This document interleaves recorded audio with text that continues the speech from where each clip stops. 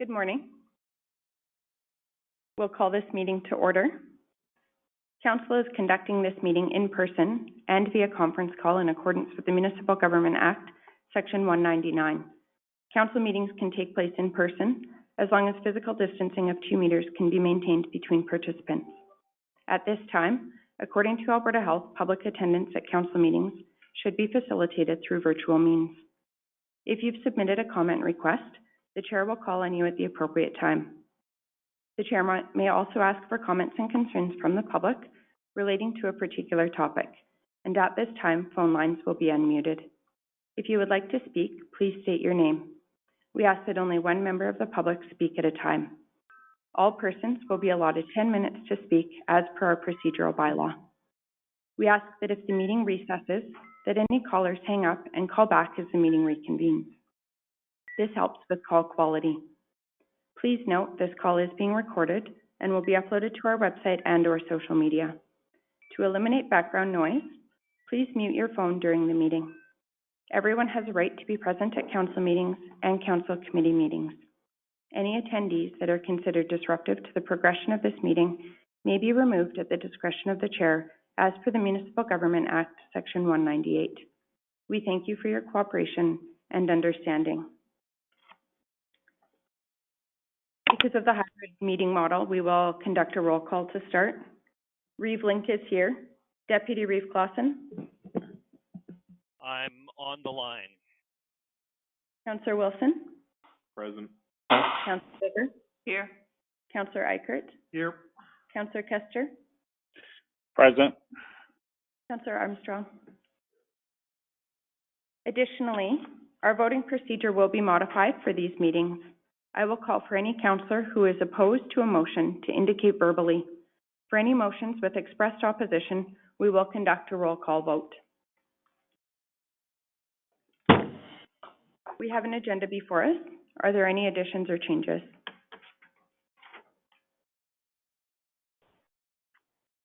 Good morning, Reeve Link. Brian from administration. We had a request to add an appointment for 10 a.m. WRC representative. Okay, we'll add that as a 10 o'clock appointment.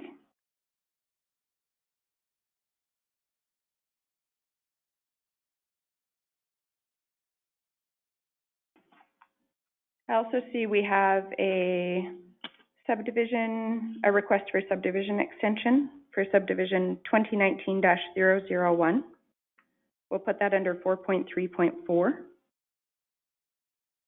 And as well, I would like to add Rural Municipalities of Alberta has sent a 15-year-long service award pin, and I'd like to add that under 2.2, an award in recognition of Councillor Glenn Kester's 15 years of service.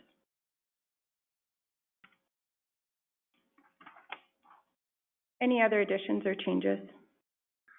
Yes, I'd like to have a, I don't know so much, a request of Mike under the transportation. What's it regarding, Councillor Kester? An approach. Okay, we'll do 4.43.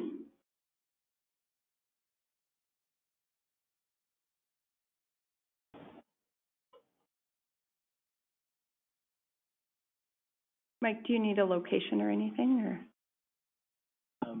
Through the chair, I can receive that during the conversation. Okay, sounds good. Any other additions or changes? A motion to approve the agenda. Also move. Councillor Eichert has moved.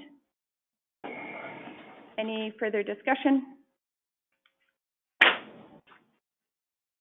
Is any councillor opposed?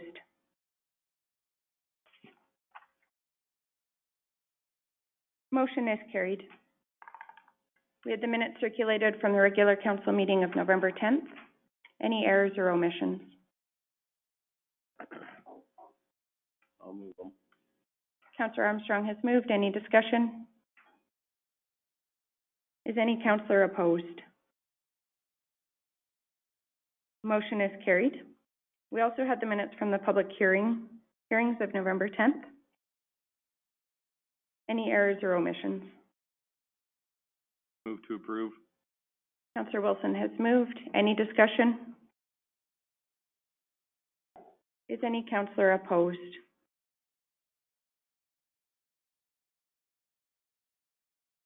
Motion is carried. We'll move to 2.11, bylaw 2020-39 regarding road closure.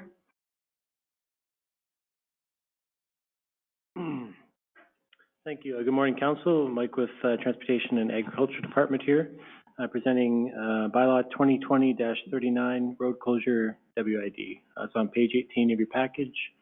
So basically, this is a road closure application for a portion of road plan as well as a land swap request for some portions of private lands to be transferred back into the county property. So this is for first reading of this road closure. After this, if approved by council, it'll be forwarded on to the Ministry of Transportation and then come back for second and third reading.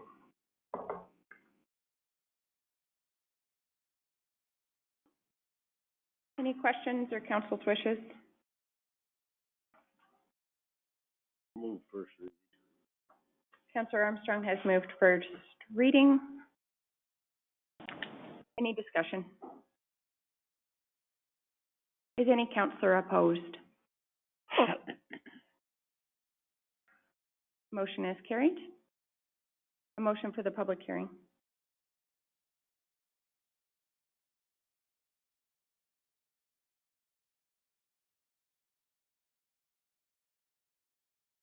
I'll move the public hearing. Sorry. Thought that's your move there, Donna. Sorry. Good, Donna. Councillor Eichert has moved scheduling the public hearing February 16th, 9 a.m. Any discussion? Is any councillor opposed? Motion is carried. There is a third resolution for consideration from council regarding waiving the fees. I also move. Councillor Bigger has moved, you're moving to waive the road closure fees as per the approved schedule of fees. The recommendation?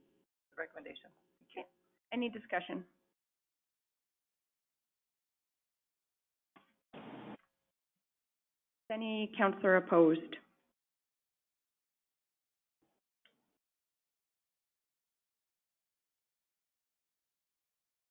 Motion is carried. We'll move to 2.2, business arising.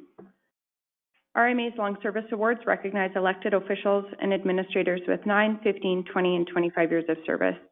Typically, each year during the fall convention, RMA recognizes rural municipal elected officials and administrators with Long Service Awards. Long Service Award recipients have displayed commitment and dedication to municipal governance. This year, Councillor Glenn Kester is being recognized, overdue, but being recognized for his 15 years of service to Wheatland County. So, Councillor Kester, I have a pin for you, and I will put it in your mailbox. I had hoped I could present it to you in person, but just given our kind of current conditions, I didn't want to wait any longer. So, congratulations, and on behalf of council, we want to thank you for your service. Thank you. Next time, I'm thinking it's about 18 years now, so it's been a while in coming. Well, thank you. Bye-bye. Thanks, Glenn. Congrats, Glenn. Absolutely.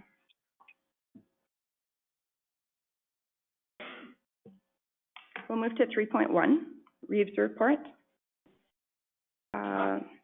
It is in the package, just a couple of things to highlight.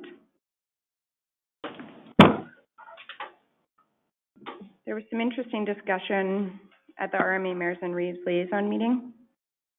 A lot of discussion around anticipated further assessment reviews that may be coming, the need for a mechanism for municipalities to enforce collectability. There was some discussion about an action plan to develop a task force, and then also some discussion regarding landowner surface rates and the impacts with some of the energy companies not paying lease payments as well.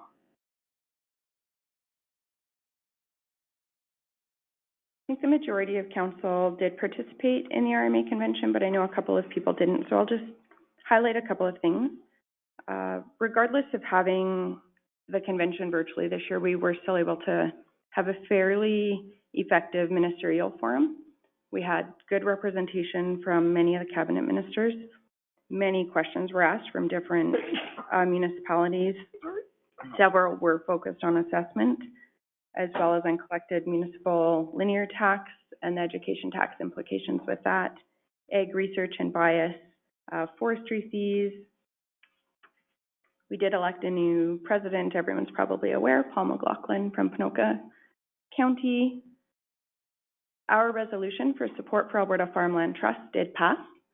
And once again, I would like to thank our administrative team that put together that trust, particularly our environmental. Alyssa did a fantastic job with that. The one downside to the virtual format is I have noticed that we haven't had the same level of debate with resolutions. And I think for our resolution, for example, I actually think if there had been more debate and people had voiced some of their concerns around the resolution, and if I was prepared to respond to what I was anticipating some concerns might be, I think we may have seen a higher level of support for it. I think there may have been not necessarily complete understanding that it's fully voluntary, kind of some of those elements of the resolution. So verbally, through a couple of phone conversations, I've had really good feedback about this. And as well, I think I mentioned before when we were able to have our RMA district meeting in person, a lot of people really liked the idea. So most of the resolutions did pass. I did note in my report the ones that did not.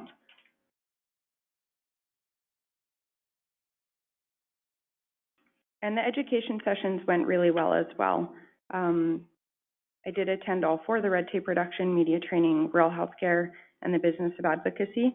They were fast and furious. Some of them fit one day of training into basically an hour-long session. So they were actually packed full of good information, some of it quite practical, some of it more just for knowledge or understanding of different issues.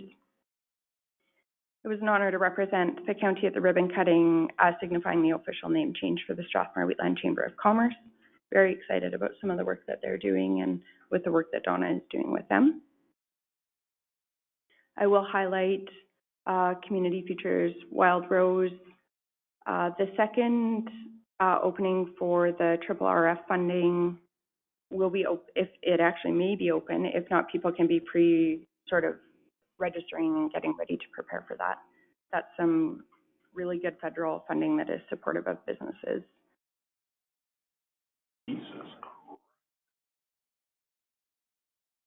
Listened in on a telephone town hall with Premier Kenney, Minister of Municipal Affairs, Allard, Minister Taves, and Dr. Hinshaw. What really stood out to me was the diversity and challenges that rural and urban municipalities are facing, and it's really evident that the challenges are different and there's diverse perspectives, and that was really apparent on that call. Some concerning things happening with the Calgary Metropolitan Region Board. I will be bringing some further information regarding Bill 48 and the implications of that to Council. Some things that I have actually significant concerns with. There's also significant concerns with the direction that some of the policy is taking, and I think we're going to be bringing that in more detail to Council. One of the proposed policies limits any type of development outside of cities, towns, and hamlets to just, I believe they termed it rural/country residential, which wasn't in the list of definitions, but when I did ask specifically if that would preclude commercial or industrial development, the answer was yes. So very limiting, it was cities, towns, hamlets, and joint planning areas. I missed that, but it still limits significant areas of development for rural municipalities. That work is ongoing. We did hold a joint tag and elected official workshop. The governance subcommittee has shortlisted a list of candidates for the chair position.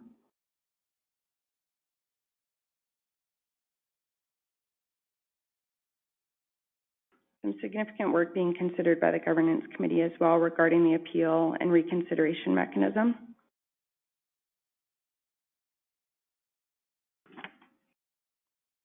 I'm happy to answer any questions regarding my report.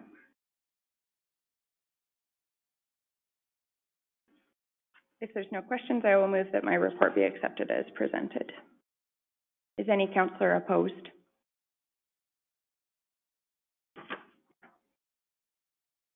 Motion is carried. We'll move to 3.2, Deputy Reeves' report. Good morning. Thank you. My reports, brief reports in WRC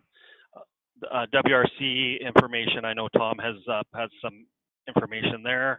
I also shadow called anything to do with CMRB governance and board, just so I can keep current on the issues. If there's any questions, please ask. If not, I'll move our report as presented.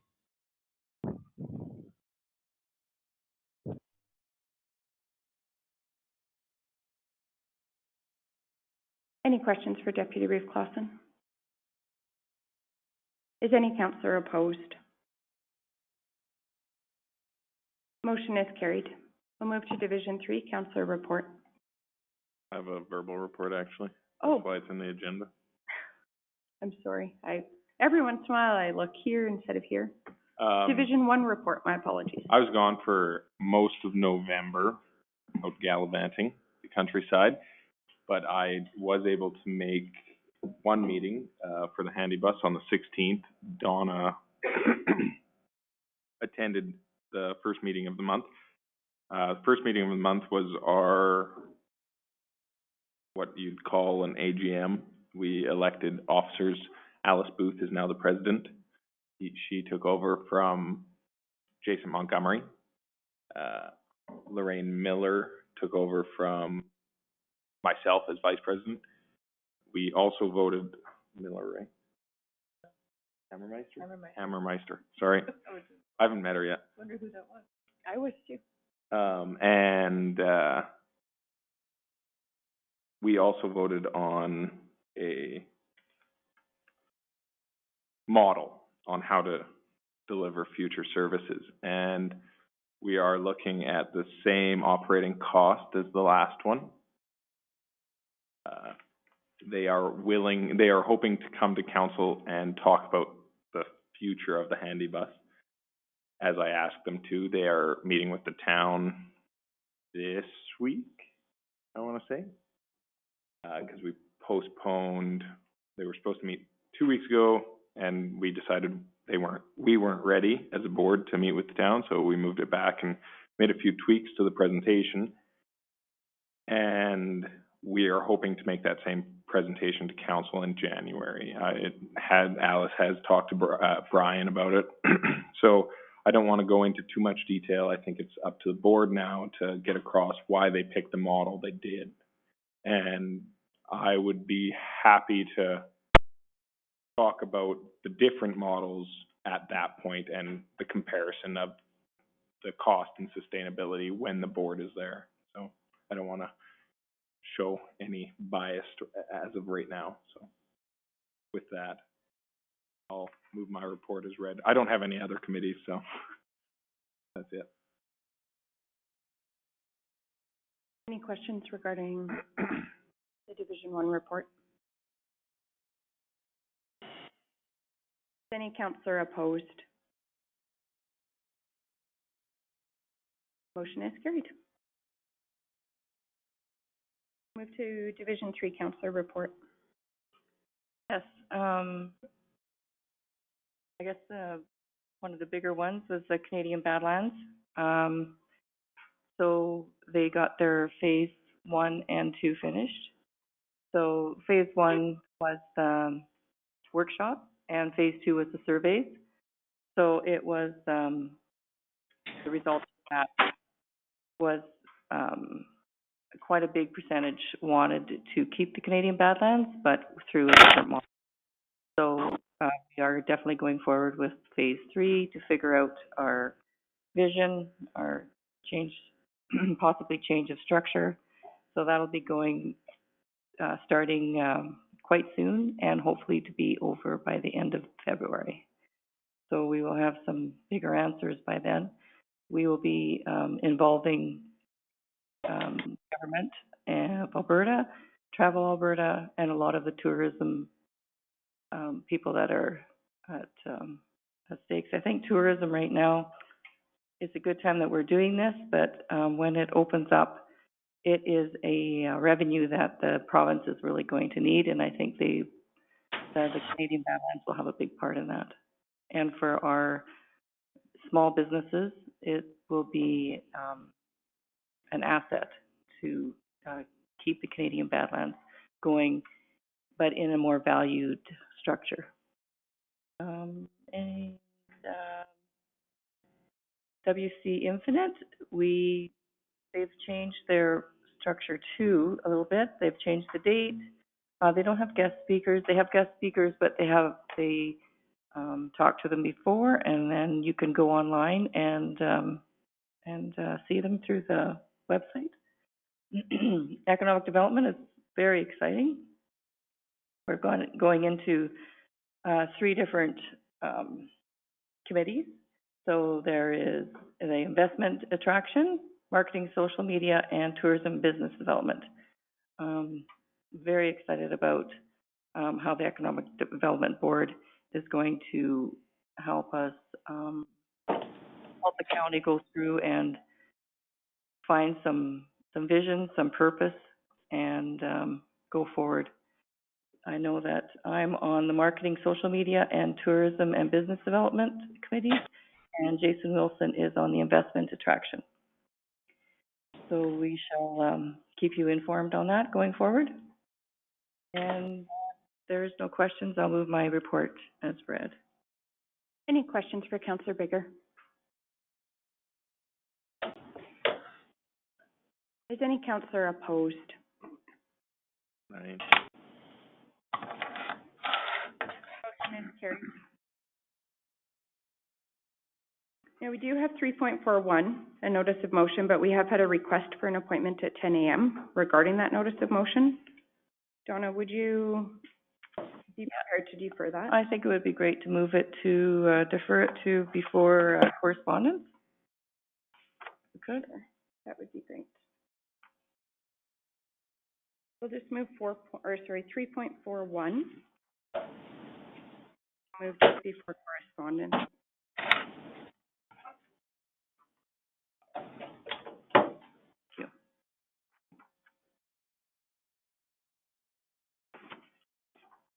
CAO Henderson, do we need a motion to amend the agenda?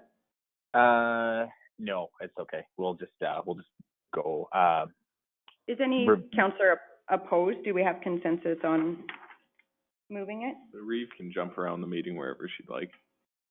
That is, you can run the meeting how you like, once the agenda is approved. You're not adding anything to it, you're just moving it. changing the position in. So you just skip it and come back to it whenever you want. All right. We will move to 3.5, Division 4 Councillor Report. Thank you. My report is before you. Everything's sort of been touched on, so, I will, WRC meeting, Darcy Burke was been reelected as chairman, or Martin Gauthier is the vice chair. The South Truckville is complete. I believe it was handed over on November 9th, and I believe it's functioning. I have no idea whether or not anybody's using it, but it's already up and running. And the pipeline to Rosebud is complete, with the exception of the contractors doing tie-ins.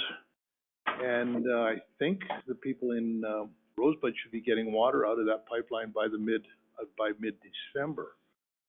So that's all really good news. I just want, I've said it already, but I want to say it again. On the committee on the whole, the budget discussions, administration, you did a fantastic job. That is, it makes our job so much easier, and I just want to give you just kudos again. You guys did a wonderful job, so guys. And with that, I will submit my report as Any questions for, I do have a question, and I could have asked it to Scott, but I wasn't thinking very clearly at that moment. It was still a little early. There is an appointment at 10 o'clock with the chair of WRC and the CAO.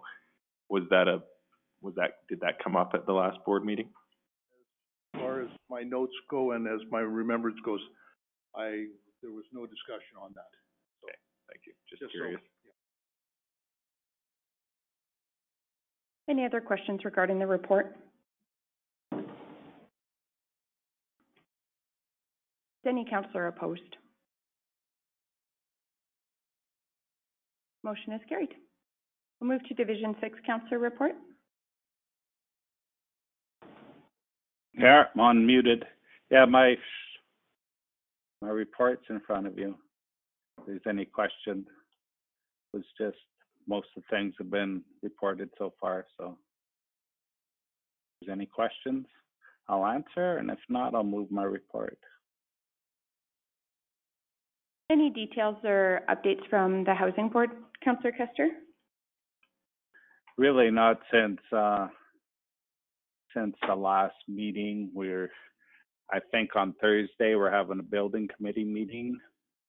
It'll be pre-designed, and George Barry are working through the pre-design. They're also started budget deliberations. So yeah, haven't really had a meeting since the last council meeting, and I reported. If there's any specific questions, I'll endeavor to answer them, but nothing has really changed. We're hoping, I guess, with the pre-design, I guess we'll wait till see what we have. So far, we're hoping to have another public engagement, but we'll have to see how that's coming along. The idea of it was to get a website started when we get the pre-design done. The pre-design is like the foundation. It's the stones that go on the foundation that you build everything on. So as reports are done and completed, they're kept current and live, and you build on one on the other. You just don't, oh, this report's done, and put it on a shelf.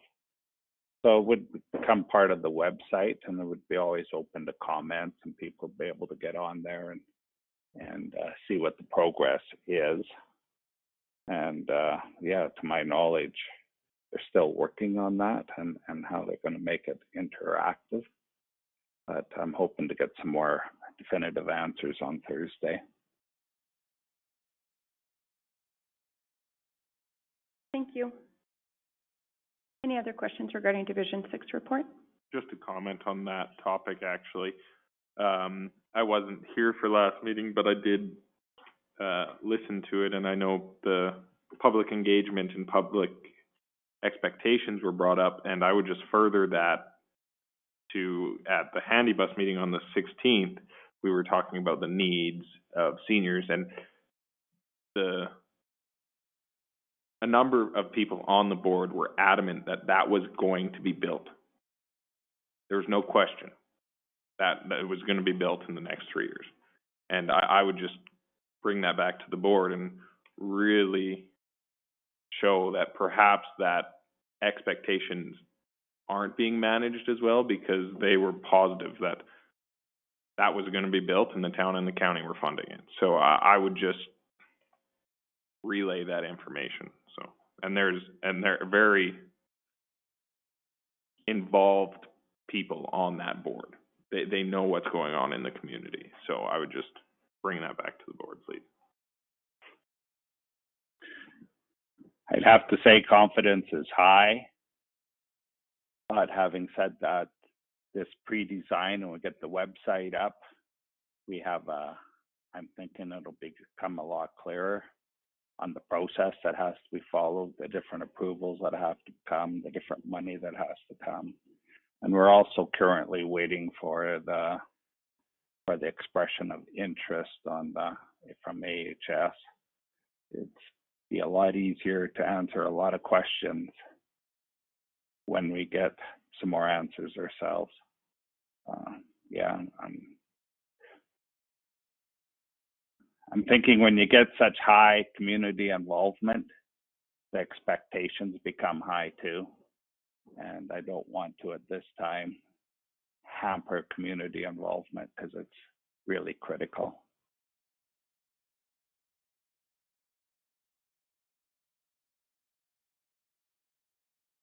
Any other questions or comments for Division 6?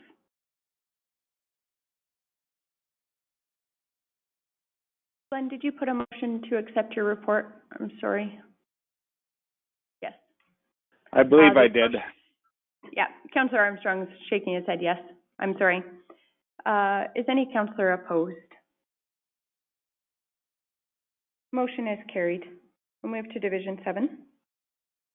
Good morning, thank you. It's on the server in front of you. We're Drumheller Solid Waste. I didn't put anything in there on that, but we're moving into our budget tomorrow. We're having a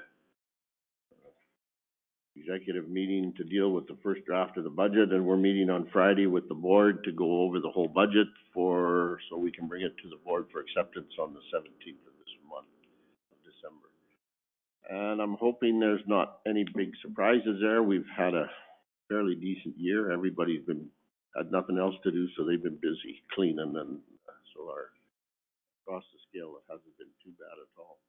So hopefully that doesn't change the budget too much. We've had some surprises from environment through the landfill. They're getting a little pickier about some of their conditions when you're doing work within a landfill, so that cost us a little bit more. Nothing serious, nothing that wasn't that we couldn't handle. SEWA is just now hoping by the 20th to have our application finalized and in for our application for the shovel-ready funding for 1.4 million to move the process forward to the next step. And hopefully we're successful. I think Amber's got some documents in front of her that they want letters of support from our membership, and they won't accept our paid up membership file. If you're a paid up member, you're not in support, I guess, so they've asked us to send out to each individual municipality and get a signed support from them. So that's trying to get that in place so that they're all in our hands by the 20th of December. Just every time you go for a grant, it seems like there's some other hill you have to climb to make it. We have high hopes that it'll go forward, and we'll see. So other than that, my report's in front of you, and if there's any questions, I'll answer them. Otherwise, I'll move it. Just a note, we will address the SEWA request during correspondence. It's in there. Any other questions or any questions for Division 7?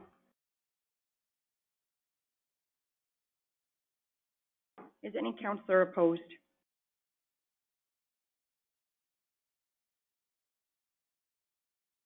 Motion is carried. We'll move to 4.1, CAO report. Good morning, Council. Brian from Administration. The report is in front of you. It's on page 44. Mostly just meetings this month, just kind of regular course of duty operations, evaluating multiple things. Everything's in the report. If there's any questions, please let me know. Thank you. Any questions for CAO Henderson?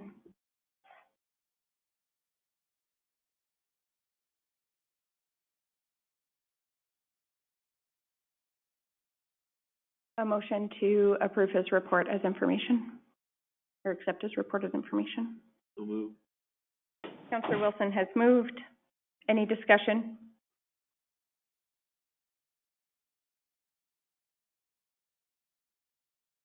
Is any councillor opposed? Motion is carried. We'll move to 4.1.2, historical scan regarding Wheatland Regional Corporation. Reeve, would it be possible to also get a resolution for the resolution tracker as well for December 1st? Yes, absolutely. Motion to accept the resolution tracker as information. I also move. So moved. Councillor, Sorry. Councillor Bigger has moved. Any discussion or any questions regarding the resolution tracker? Brian, just again, I'll reiterate, it's such a good tool for tracking that we're on target. Thank you. Is any councillor opposed?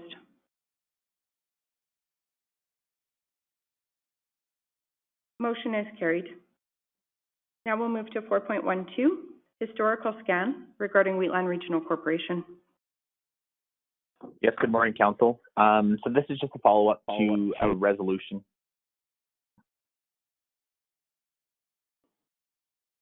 Are there any just a follow-up. questions? No. Oh, sorry, go ahead. No, that's okay.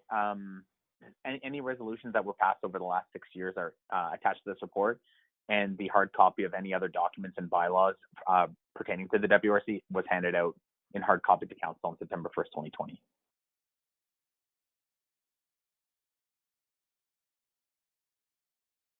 Any questions regarding the scan?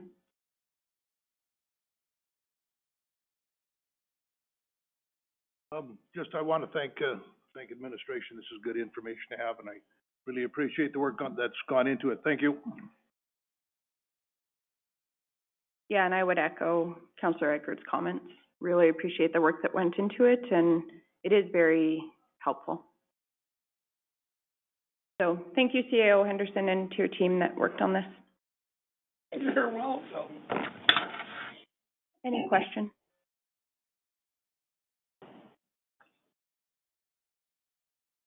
A motion to accept as information. So move. Councillor Eckert has moved. Any discussion? Is any councillor opposed? Motion is carried.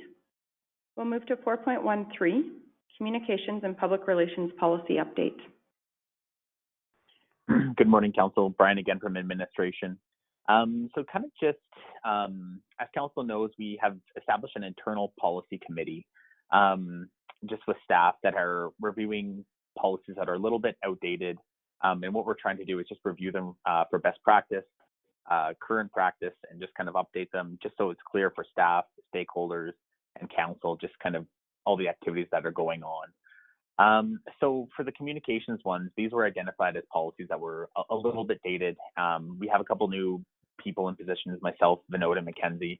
So what we decided to do is kind of move these ones to the forefront and get them updated. And communication is a very big thing, and we strive to do it as much as we possibly can. So kind of what, just kind of a brief rundown of the updates of these policies.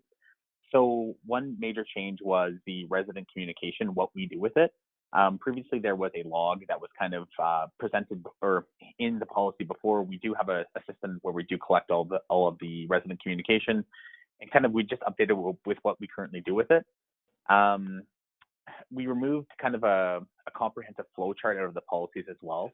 The flow chart was good. It was very comprehensive, but it was probably something that was maybe a little overcomplicated. So what we wanted to really do was just simplify these policies and kind of make them usable for all of the users, and just so everyone can understand the expectations in there. We also delegated some of the authority in the old policies. It was under the CAO, but what we've done is delegated the authority to the communication specialist. So realistically, that was kind of already being done. Mackenzie does a fantastic job of this kind of piece of it, and she works very well with it. We also updated these policies to have kind of equality among internal staff, so providing opportunities for all staff to obtain items at cost. That was a big one as well, just to make sure that if there was a promotional item that was provided, if a staff member didn't get it, they could pay for it and get one. We also cross-referenced the new policies as well, some of the internal, some of the HR policies, I should say. And probably the two other big things that we've, these policies have been updated for best practice in what we're currently doing. I can't stress that one enough. And then, of course, we've kind of updated them into the new policy template with definitions and the owner of the document. So it's very clear who is responsible for updating these documents these policies in the future, to bring to Council, of course, for approval. If there's any questions, please let me know. Thank you. Any questions regarding the policies?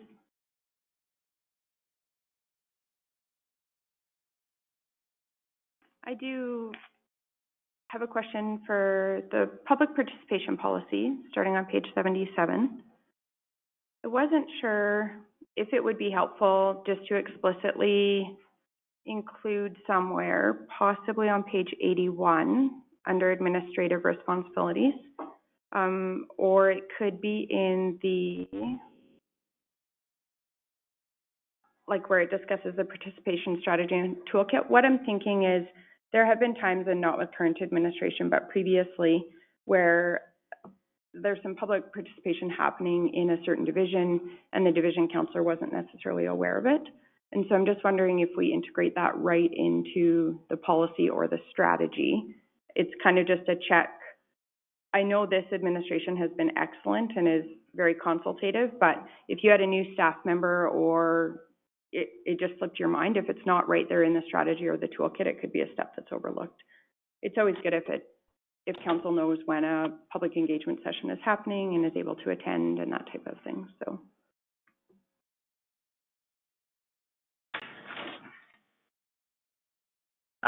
Yes, so kind of two options. We can either put this right into the toolkit, or we could add under point on page 82.20. We could just have a thing that, like under the portion of administration responsibilities, administration will. What we could do is put point 20 and say inform council of all public participation, something along those lines. Yeah, and either one would open work. Oh, sorry, go ahead. Open to council discussion on it too. I don't know how critical it is. It is something that's important, so open to council. It has come up, especially in, the recreation area. It had come up quite a few times. But, I think we addressed that with that policy, but, it would be good to have it in here. I'm just thinking if like a new staff member pulled the policy, just so it's very explicitly stated in there that. Yeah, and I wouldn't limit it to the county, the division council. That council is aware. Yeah, it's up to admin to let council know it's aware, because, I mean, there are many communities that both divisions use. True. Good point. And I think it's important for that to be Yeah. shown. So if we left it up, if there's consensus that if council doesn't mind being it integrated into the policy, then we could leave it at the discretion of administration. I'm not picky about how it gets in there. I just think if it's explicitly stated, then it doesn't get missed. I agree. Everyone okay with that? Any other questions or comments regarding the policy updates? I do appreciate the work that obviously went into this too, and they definitely align more with our current practice and best practices. So I appreciate the work that went into it. Thank you. Looking for a motion to approve the proposed changes to Section 14, Communication and Public Relations Policies, perhaps with an amendment just to explicitly state that council would be, whatever, notified or consulted on engagement, something like that. However you want to word it. I'll move the recommendation with the changes discussed. Okay. Councillor Wilson has moved. Any discussion?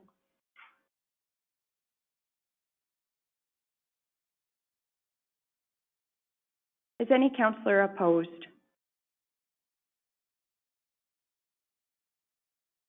Motion is carried. My apologies, I said this was coming under correspondence, but here we are, 4.13, or 4.14, letter of support request from Southern Alberta Energy from Waste Association. I briefly spoke to that in my report. There's more information there if anybody hasn't read it and they want to read it, but I would just put a motion on the floor that we ask the Reeve to sign. There's no financial commitment tied to it. It's just a letter of support, ongoing support for the process that they was under. So administration utilized the template letter of support. I can just read what we would be sending so council's aware. To whom it may concern, RE-ERA Shovel Ready Fund Program Expression of Interest, deadline December 20th, 2020. As a charter member of the Southern Alberta Energy from Waste Association, SAWA, through our partnership, Wheatland County has been in continuous support of the proposed Energy from Waste project. This is a worthy project for energy recovery of non-recyclable waste materials to reduce long-term reliance on landfills and mitigation of 7 million tons of GHGs and methane, which is prudent in reaching climate impact reduction. The Energy from Waste facility will create clean energy jobs and significantly help Alberta's economic recovery plan. So that would be the letter we would be authorizing. Council's wishes. Motion on the floor. Oh. I'm sorry. Thank you, Councillor Armstrong. Any debate or discussion? Just a clarification, like, York Durham took 12 years. How many years are we into this? Like 10, 11 years right now. So there's no way we're gonna hit the 12-year thing. We're gonna be like 15 years. No, because if we get the grant in place, Shovel will be in the ground by end of next shovel year. ready, then it's a 3-year project just to get it built. Okay, so theoretically, we could have shovels in the ground in the next 18 months, if Theoretically. theoretically. Okay, well, thank you. With what's going on in the world out there today. You can't say anything. Yeah, but yeah. Okay, thank you. And keeping in mind, SAWA too didn't register till 2012, like as a corporation, so there was probably lots of informal work done before then. One thing that, of note, to add to your question, when Durham York went through this process, they had the money in the bank when they started the process to build it. We haven't the money in the bank yet. They had it in the bank and it took them 10 years to get that. So, as far as I'm concerned, we've way outstripped what they did because we've done it all on grants and memberships. If this one doesn't go through, then our board has some serious issues that we have to discuss. If this grant doesn't come through, but we're still moving forward. Thank you. Any other questions regarding the letter? Is any councillor opposed?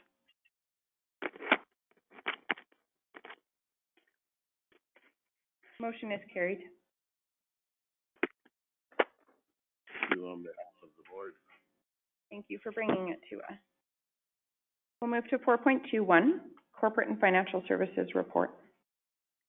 Good morning, Reeve Lincoln Council. Tracy from Corporate and Financial Services. At the last council meeting, admin was asked to look into rural addressing changes. Since my report, we received a statement from Canada Post, which I'll read. Canada Post will implement civic addressing in Wheatland County in early spring 2021. The implementation date has been set to April 29th, 2021, after being postponed due to unforeseeable reasons. A total of 1,415 addresses within this area will be part of the initiative. Residents will receive a letter specifying their new postal codes and civic addresses as the project approaches completion. In the meantime, it is important customers continue to use their current mailing address. The Civic Addressing Program, which has been implemented in many regions across the country for several years, is the matching of a physical address to its mailing address.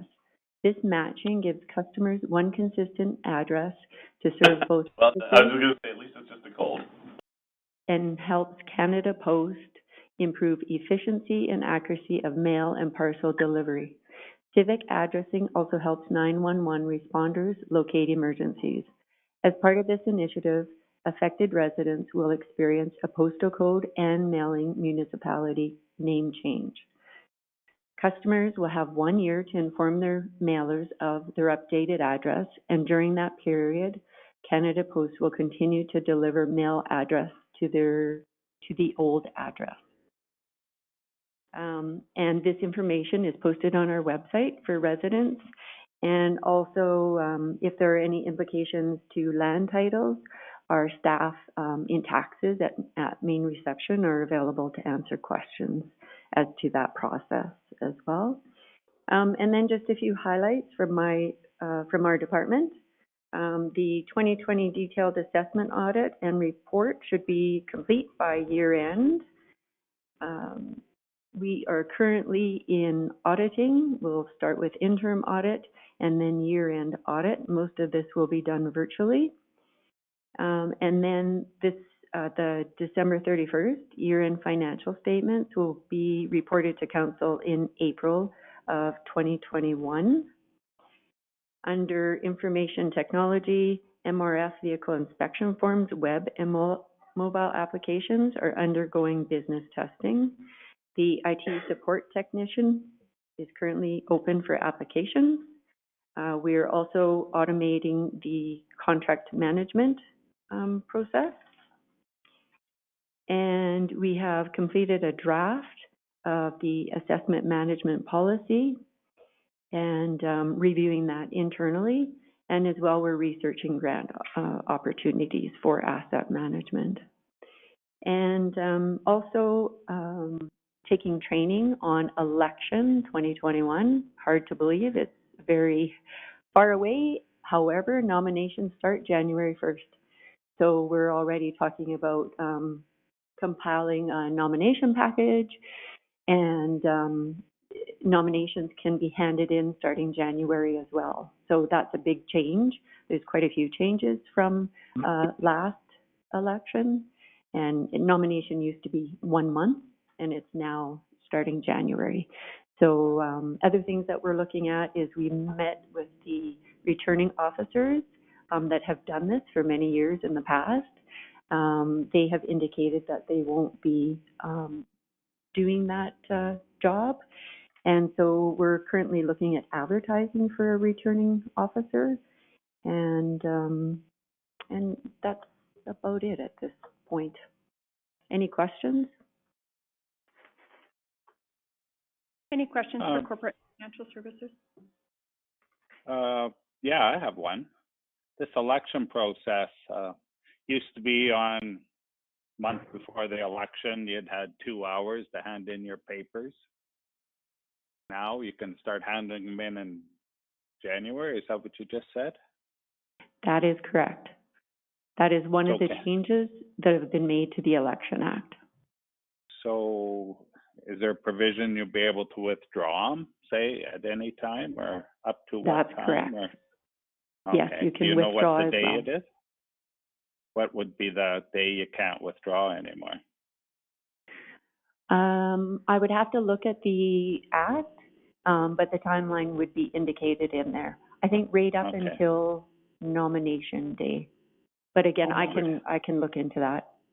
Okay, I'm just curious. One other thing, you were talking about addresses, and I know in the county we started replacing our old worn out address signs, the sun-facing ones. I'm just wondering how that work's done. Is if it's done, I see there's lots of signs out there need replacement. So I'm thinking, yeah, if it's been done, we have to do this on a continuous basis then. We're considering that in 2021, prior to April 29th, which is when the program is implemented. Okay, thanks, Tracy. You're welcome. Any other questions for corporate and financial services?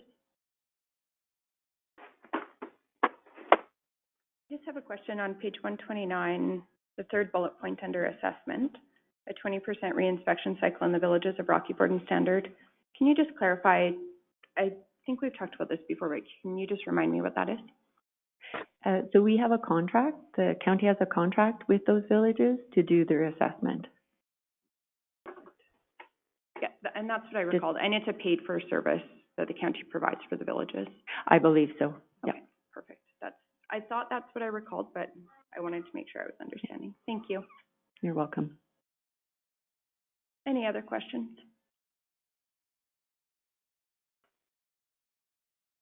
A motion to accept the corporate and financial services report as information. So moved. Councillor Kester has moved. Any further discussion?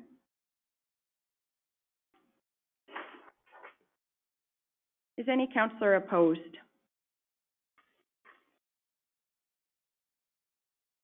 Motion is carried. We'll move to 4.31, Community and Development Services Report. Morning, Council. Matt B. from Administration.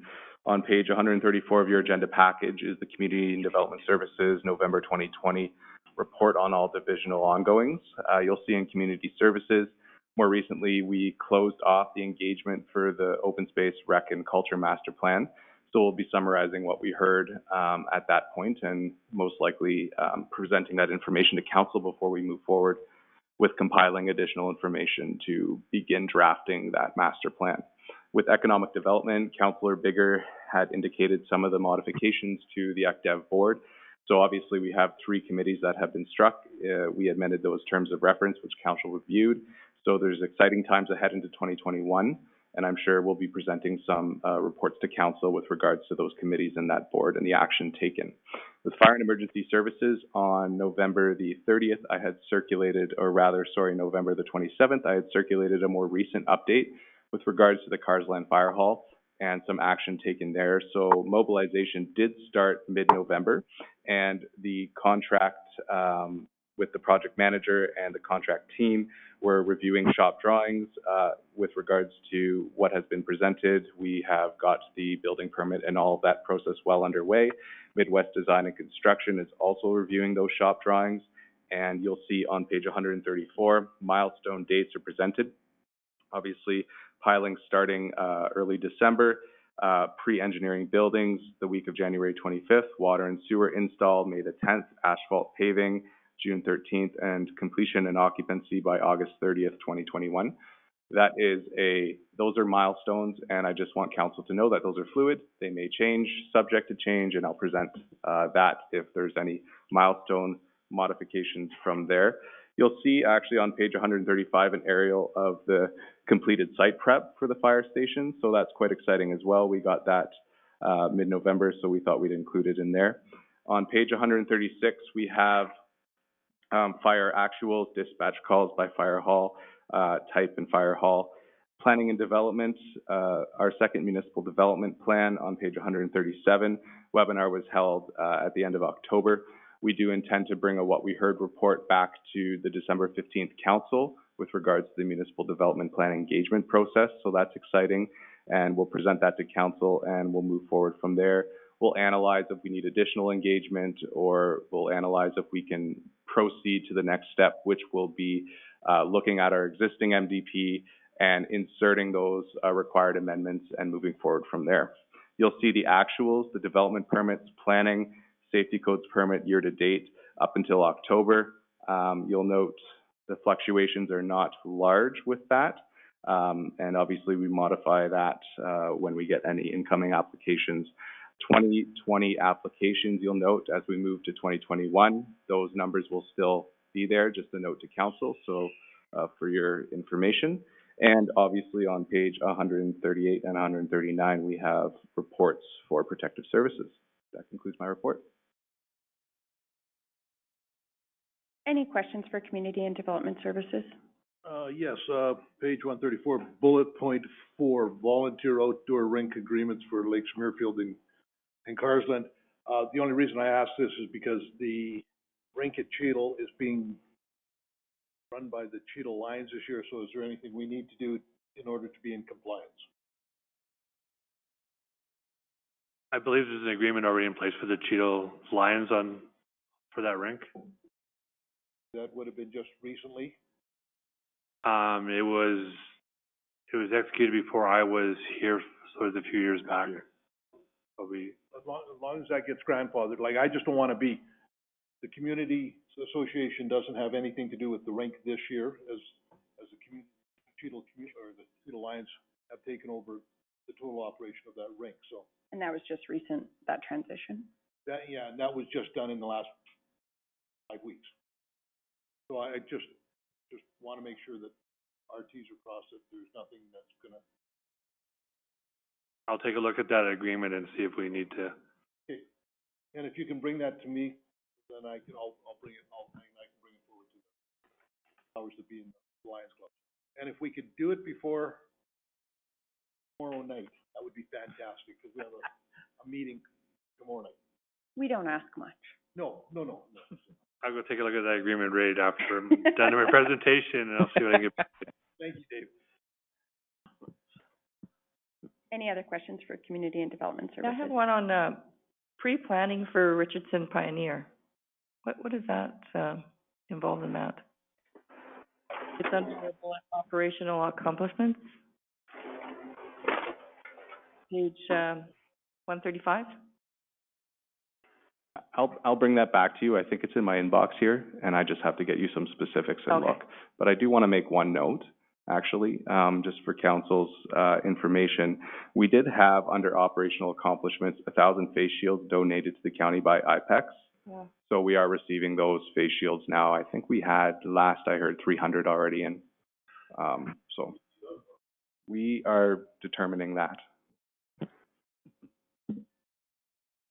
Would council consider a motion to send a thank you letter for that donation? I think we've done it I'll move for it. other substantive donations. Also move. Councillor Bigger has moved to authorize a letter of thanks to IPEX for the donation of the 1,000 face shields. Any discussion? Is any councillor opposed? Our mileage is not based out of standard, is it? No. If I can just remind everybody who's not speaking, if you can just mute your phone. Any further questions for Community and Development Services?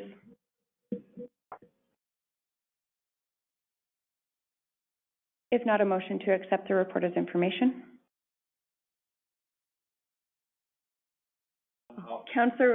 I'll move to approve. Councillor Wilson has moved to accept the report as information. Is any councillor opposed? Change his name to Bun Boy. Motion is carried. We do have a 10 a.m. appointment with Wheatland Regional Corporation Chair and General Manager regarding the notice of motion. Yeah, can we get like a 3-minute break? Yes. You guys can't wait? Okay. We will take a 3-minute break. We will start at 10:05. Okay. We'll call the meeting back to order. Have any paperwork on this presentation, or is it? So the only, yeah, there was an email. There is a paper at your spot as well. Yeah, that's right. Very late. I looked at it. Welcome, Chair Burke and GM Jensen. Are you guys ready to go? Good morning, can you hear us? You bet. Good morning and welcome. Thank you. Just as long as you can hear us clearly, good morning, Reeve Link and council, and thank you for taking us this, providing us this opportunity to address you folks this morning. Going to be a couple of things. We're going to talk to Leah Jensen's here with me, General Manager of Wheatland Regional Corporation. Two things we're going to speak to. I'm hoping you were provided with a document that is part of your package, and we've added a column in there. And we're going to kind of go through that. And then the second part is we going to address some of the questions and comments from your November 10th council meeting. So at this time, so Reeve Link, do you have that piece of paper with the WRC numbers beside the county numbers? You bet, Chair Burke. It was circulated to council via email last night, and there also are paper copies today. We will just make sure that we focus comments on the comment request, which was regarding the notice of motion today. Okay, yeah. And so we're going to, I'm going to turn it over to Leah. She is going to address those numbers there. So good morning, Council and Reeve Link. So what I've done is I took the document that was the county document already, and it broke down for two level 2 operators and a level 3 operator. And so what I did was I added the WRC in the first portion there, the salary numbers for what are projected for 2021. So I put in our hourly rate for our 2 level 2s and a level 3. Then I also, the one line there says estimated overtime and on-call. Now, those numbers there, I have no idea how or where those figures were arrived at by the county, as the large spreadsheet which had the utility breakdown that was provided from the county, that referred to cells in an Excel spreadsheet that I wasn't privy to. So in order to try and make things somewhat compatible, I just use those same figures across the board there for that estimated overtime and on-call. So then we move on to the next portion, which was benefits. So in the county portion there, the 2020 CPP and EI figures were used, but I was able to find the 2021 figures, so I used those in my portion. The county broke down dental, extended health care, and critical illness, where I just did a lump sum for our benefits. And so that's where, under the line of extended health care, that would be the benefit package for our WRC operators. And then cell phone allowance, again, one of our operators uses a company-provided cell phone. He opted for that option instead of using his own. And so then the other two do receive compensation for their cell phone use. County uses LAPP and WRC does not. We have a 5% RRSP contribution instead. Then we move on to the other related expenses. And so for training certification expenses, you can see that the county budgeted $4,000 per operator, where WRC budgets $5,000 for all three operators. And I must say, in the last 3 years that we've been operating, that's been working just fine for us. Then fuel for the 3 trucks, we budget $5,000 each. Vehicle costs, there wasn't really an explanation as to what you would be including in that expense. So what I did was I used what I deemed oil changes, tires, repairs, and maintenance on our vehicle. And again, you can see there that we budget the $1,250 per vehicle. Then vehicle insurance.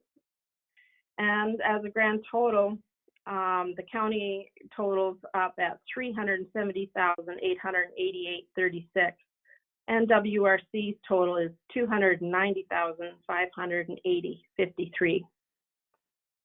So then further down on your sheet there, after some figuring and going through the larger spreadsheet to try and figure out the formulas used, I figured the best way to actually compare proper or exact expenses to get a truer number as to where WRC sits in comparison to how the county feels that they can do these services in-house, I use the same formulas. So the county uses that $378.88, and they do 70% of that. And then they take that number and they break it down into the percentages per site. And so then you come up with the total of that $258,908.61. And I took my salary, benefits, and truck expenses and at 70%, and I broke it down into the percentages that the county did as well. And our total is $202,847.56. So a bit of a difference there.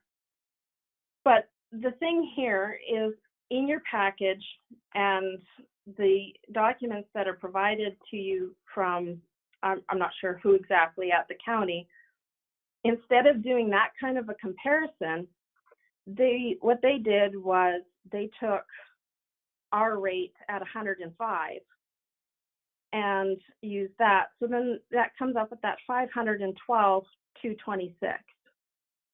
But that's not a true picture. It's not correct.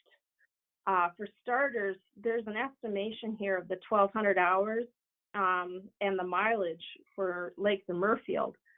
but WRC hasn't been asked as to what our estimate would be for that mileage or for the hours of operation. So, I mean, that's someone's opinion, not particularly ours per se. Plus, that 105-hour rate takes into consideration other expenses, which were not calculated or used in the projection that was presented to you, the county. So I just wanted to present this to you as some sort of information, give you a clearer picture of actually comparing the same figures so that you can see and have a better comparison that's actually true.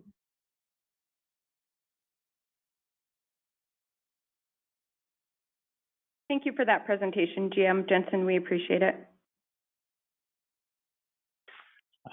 I guess at this point in time, Reeve-Link, is there questions from council regarding these numbers?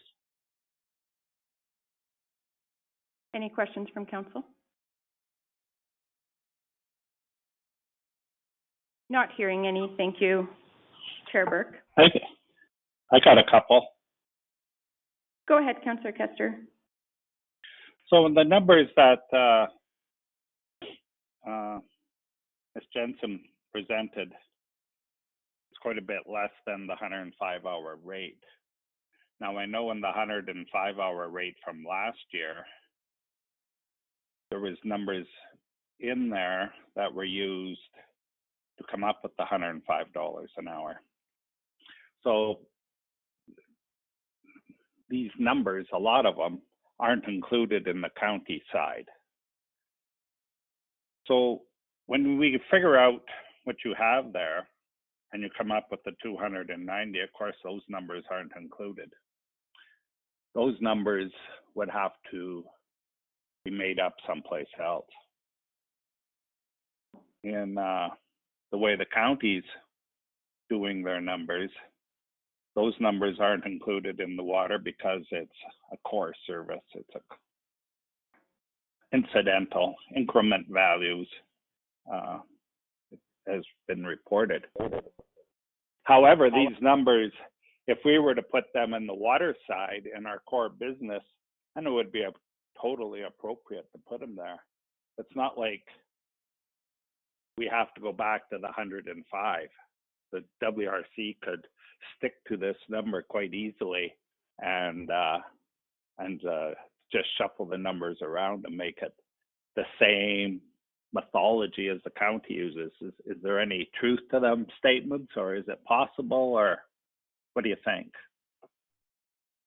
So, Councillor Kester, I'm just going to focus us. We're in a public presentation right now.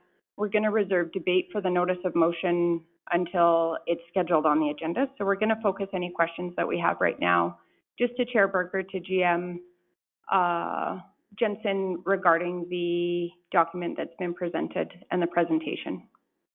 So, okay, my question is to the general manager, those numbers that weren't included in this spreadsheet, could they be accounted for in a different spreadsheet in the business of WRC? Yeah. Thank you.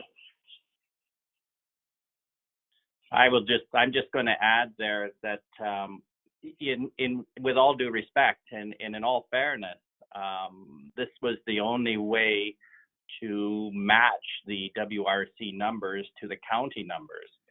And so the other costs that are not included in here now will be transferred to the cost of water, because many of those costs are not going to change regardless.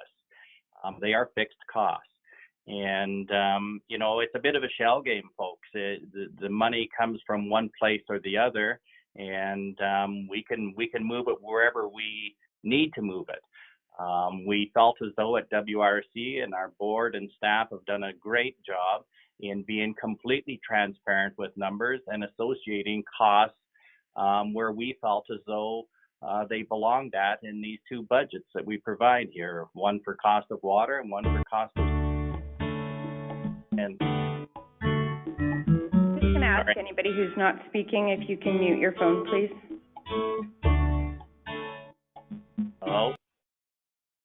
can hear you, Chair Burke. Okay, sorry about that. I don't think that was on our end. Sorry about that. So, you know, I think that, you know, we have matched those numbers for you folks. The board right now is in the process of looking at budgets. We have had a few scenarios presented to us. So we have a budget meeting coming up here early December.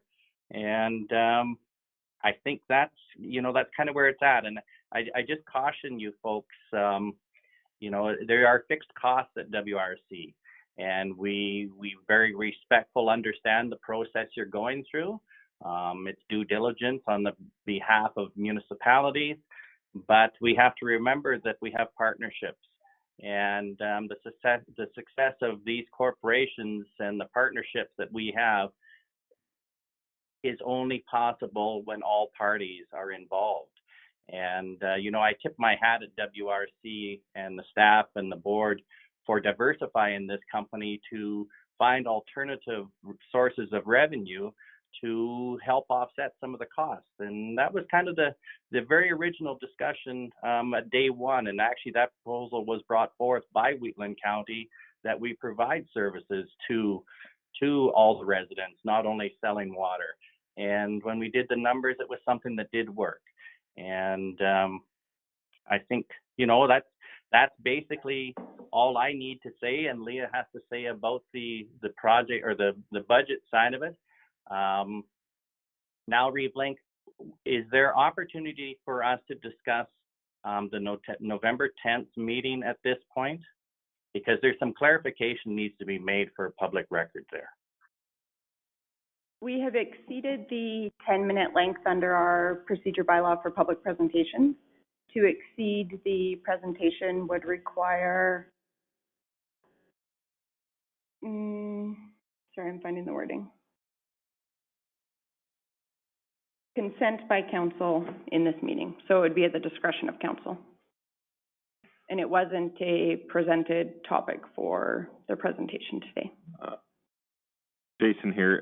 That's the issue I have. I'd be happy to listen to the presentation if it was about the notice of motion. That is what was asked to be presented and discussed upon, but what was said and the previous council meeting was not asked by Chair Burke.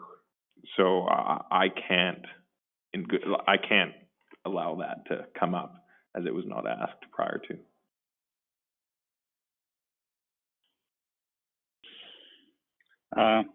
Glenn here. This is a board that Wheatland County belongs to. It supplies water to Wheatland County residents as well as residents of all of the east part of the county.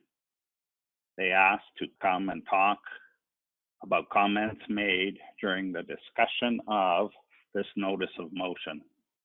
I think it ties in very well. The 10 minutes for public and for comments, granted, but this is more than just public. This is a board of that Wheatland County is part of.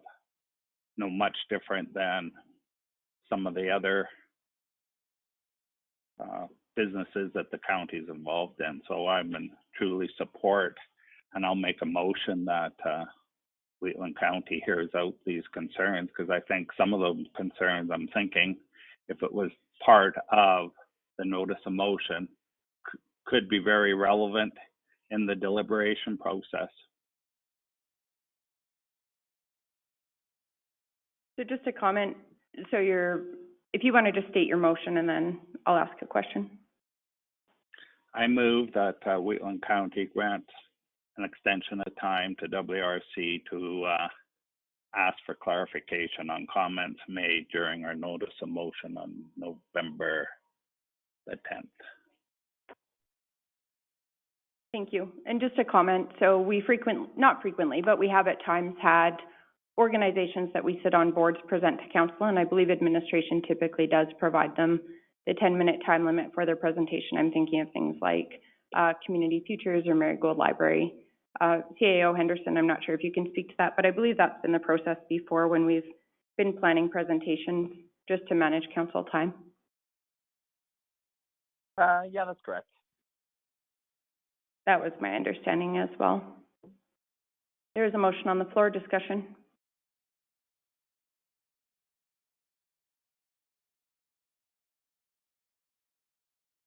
I feel uncomfortable bringing this up, but I sit on the board, and this is all new to me. This is all a surprise. And so I don't know how to, but this has not been decided by the board that we're gonna address whatever happened on, if we were gonna go forward with that. So I, at this time, would say no. There was a concern expressed. Yeah, and I'll ask Chair Burke, right? I'll be more than willing to allow you to speak if you have direction from the board to do so.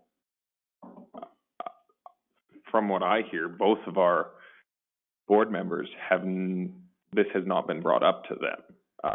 I think in order to get an appointment with another body, it's really important to keep your board members in the loop, especially when there's staff time involved.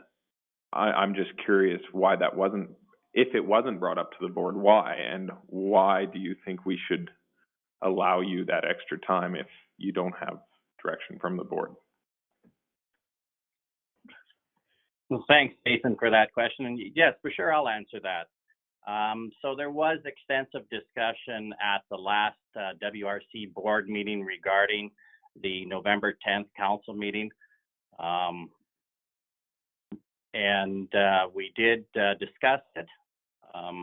I kind of expected to see it listed on your agenda package today for clarification from the board members to Wheatland County, the concerns that I brought forward and which was supported by other board members of WRC. Initially, we had thought about writing a letter to Wheatland County regarding those comments and clarification and provide the factual input to some of those comments. Then Leah and I spoke and we thought, you know, it might be better off just to phone in and have a conversation with you folks and get this sorted out once and for all. No, we do not have formal board motions for us to be added to your agenda today. Nope, that did not take place. If that is your proper etiquette that you want to see followed, then we will certainly ask for a board motion at the next meeting to do so, because I can assure you that we want to clarify those comments and provide the factual information to them, and it will happen one way or the other.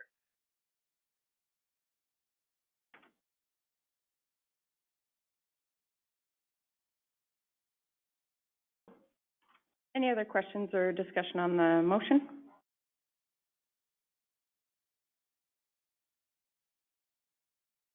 No, I just thank you, Chair Burke, for responding.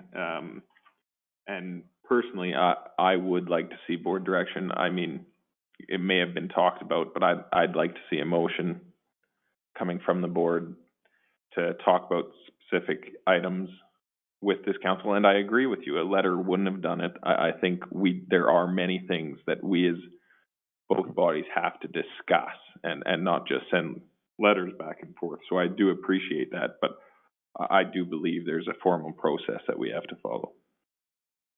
Just further to that, I wouldn't say so much it's an etiquette process from here. It's more of a governance issue for board operations in terms of how, I guess, best practices for governance, just for boards to operate under board direction, like direction by the board for actions by the chair. I do try and follow that in this seat, but also in other seats that I sit on other boards. So if I'm chairing, I do try and take my direction from the board that I'm sitting on. Can I say another comment? Got a comment? Mr. Burke is the chair of WRC, and as the chair, he's the spokesman for WRC. And part of his job is to address concerns in the community and comments and make sure the facts are out there. If something is said about Wheatland County, we don't have a meeting and see if we're going to address the comments or not. So I think this is well within their preview. He's just addressing comments that were made. And if there's some things that can't be answered or the board isn't, then you can go back to the board and open up that dialogue. But he is the spokesman for WRC, and he is addressing concerns and comments made about WRC when I think that's all.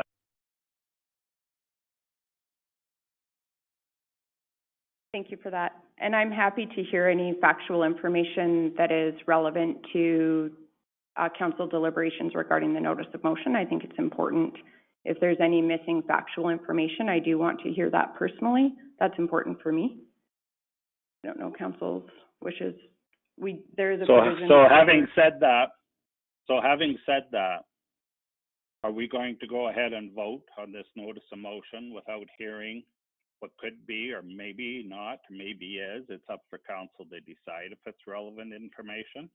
Are we going to vote and then listen to the information that was offered up to today to clarify what was said about the WRC in discussion about this motion? Or are we just going to go ahead and vote on the motion and then in a month or two have this conversation and then we can all say, oh, if we only knew at the time. So I'm happy to have Chair Burke or GM Jensen respond if there's factual information that has not been presented at this point. Are we missing relevant factual information that council should be considering regarding the notice of motion? Well, to be completely honest, I don't know where I would start and where I would stop Reeve Link.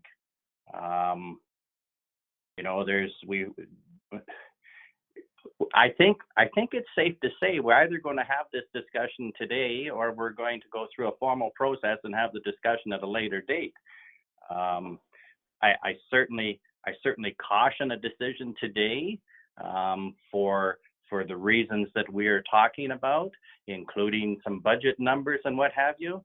But I am more than willing to follow your process and we discuss it at a later date. But I think you folks need to hear our side of it. You provided some opinions, and you folks need to hear our side of it for our clarification of the comments.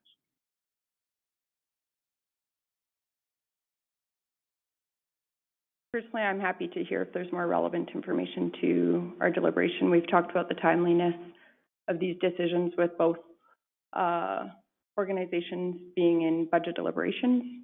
I'm at the will of council. Any other questions?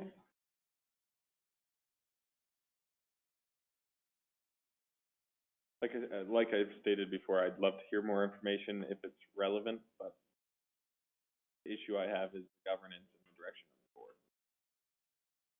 Noted. Any other questions or discussion? I'll call the question. Is any councillor opposed? Yes. We'll do a roll call vote. Reeve Link is in favor. Deputy Reeve Clausen.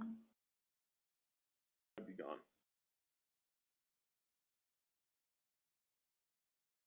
Deputy Reeve Clausen. Councillor Wilson. Opposed. Councillor Bigger. Favor. Councillor Eichert. Favor. Councillor Kester. Favor. Councillor Armstrong. Motion is carried. If I counted correctly, yes? No, I'm just saying. Oh, sorry. Chair Burke and GM Jensen, our procedure bylaw does allow for a further 5 minutes, so if you can just try and be concise with your presentation. Thank you. Great. Okay. Thank you for the opportunity to address these things. So in your November 10th council meeting, several comments were made, and given time consideration, we're just going to hit them off as we go here. Reeve Link, you state, and I'm going to quote your comment there, WRC expenses are overall expenses, and there appears to be no focus on finding more fiscally efficient ways to provide water or service. So Wheatland County is paying disproportionately more for service versus water. We can only control fiscal efficiency if services are brought in-house. So I want to let you know, and this is a point that really bothered me, is that we have board members attending your council meetings. They attend our WRC board meetings. And when we talk about fiscal responsibility, I'm going to let you know what fiscal responsibility has happened at WRC since we started providing water and service.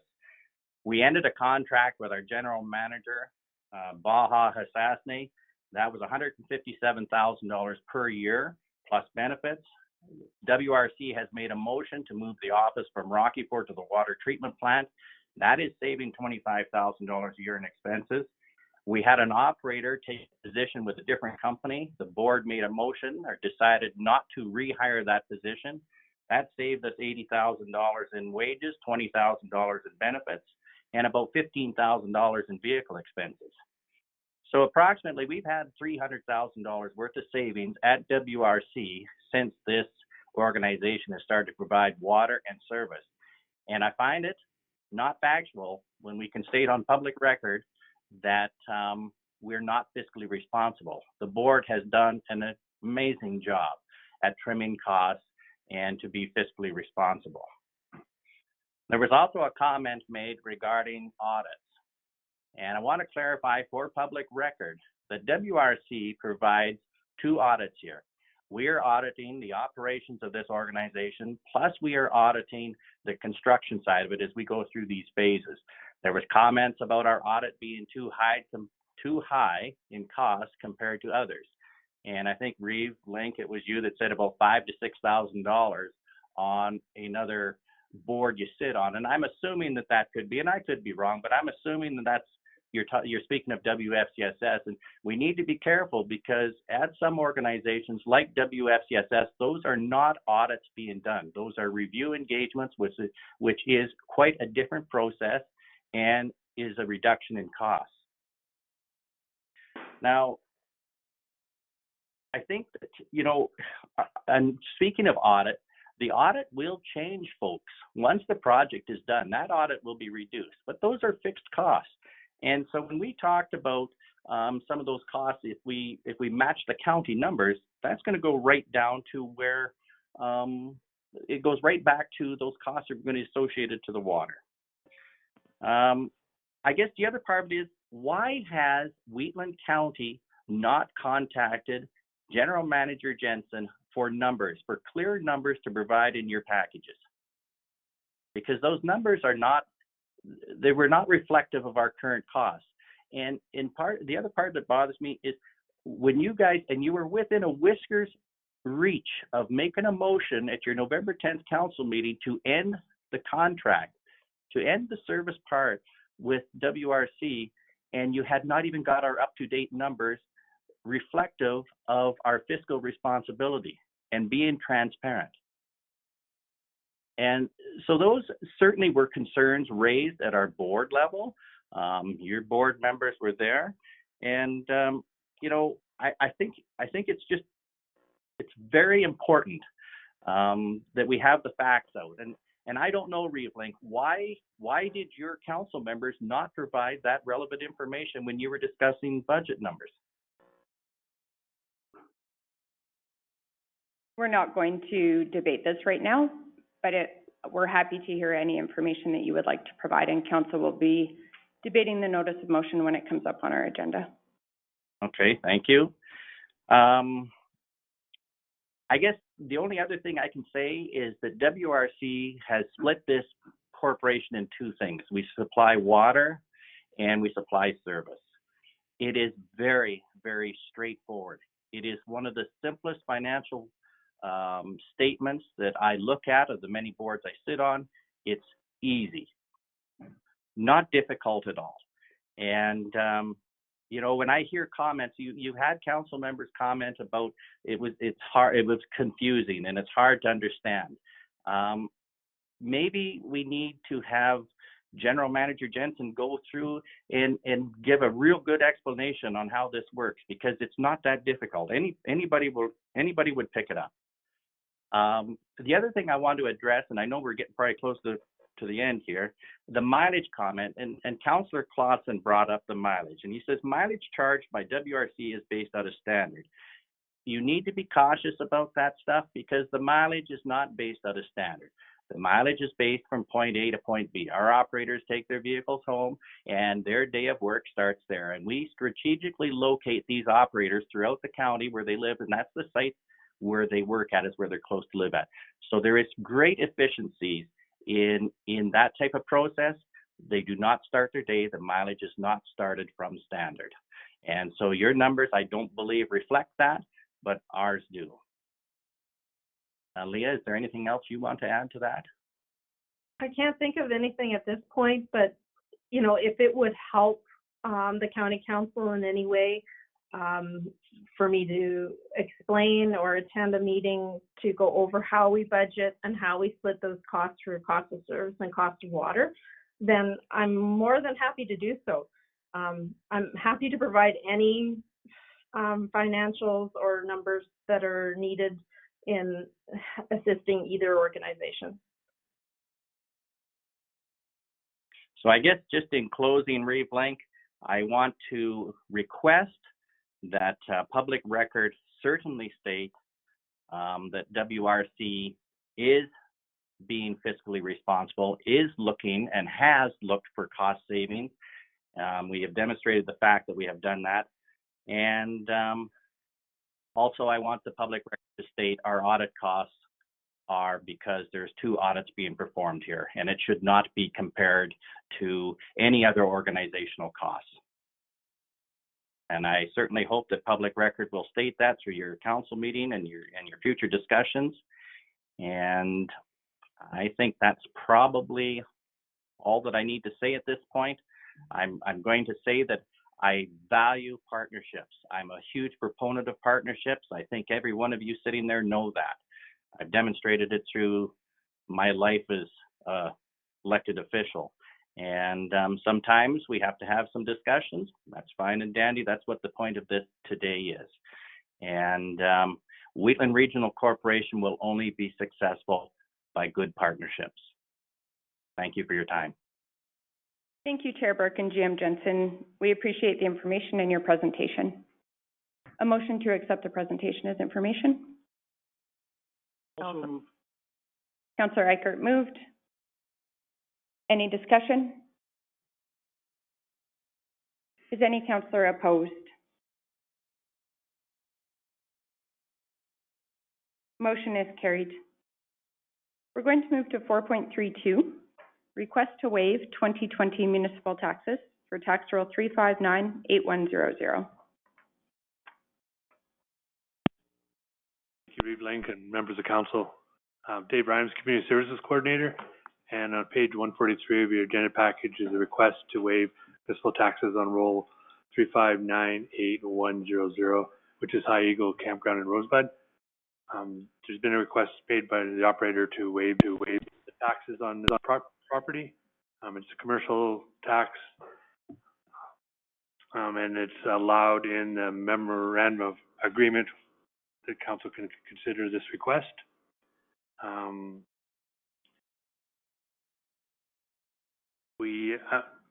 Council's looked at this or a similar request for Eagle Lake RV Resort earlier on and did not waive the taxes for that campground. The other point I'd like to make, if council does desire to maybe or to make capital contributions for campground expenditures, then maybe we should include those in the capital budget, and then they can be budgeted for and work through the budget process instead of requesting taxes being waived on municipal properties. That concludes my presentation. Answer any questions? Any questions? Campground's a for-profit campground? Correct. Thank you. Just to, through the chair, just for my information, because I can't bring it from the back of my head to the front of my head. The one with Eagle Lake, what was the reasons for that one? The Eagle Lake one, we waived portions of the rent, but not the taxes on that one, because there was some capital expenditures that council felt were worthy of waiving. This agreement structured a little bit different because the rent is paid to the Rosebud Lions Club and not the county, so there's no rent coming into the county for this particular campground. So it's a little different. And do we own the land so the Lions owns the land, or just the rent goes to them? The rent goes to them, the land's owned by Wheeling County. Fundamentally for me, like the last sentence, under kind of the main report, just before relevant policies, a process could be developed for approval of capital expenditures between the county and the operator. This would provide input into the projects before the work begins and avoid a list of items to be approved after the operator has already completed them. I know historically procedures were often, and please correct me if I'm remembering incorrectly, we would waive taxes or rent based on kind of improvements that were made to the property because we own them. So there was value increased for the county based on the improvements to the property that would sort of balance the waiving of the taxes. I know there's some concern just about what those improvements might be, the value of them from our perspective as stewarding kind of municipal resources. I wouldn't mind giving the operators an opportunity, and if there's limitations to this or things I'm not considering, please bring my attention to them.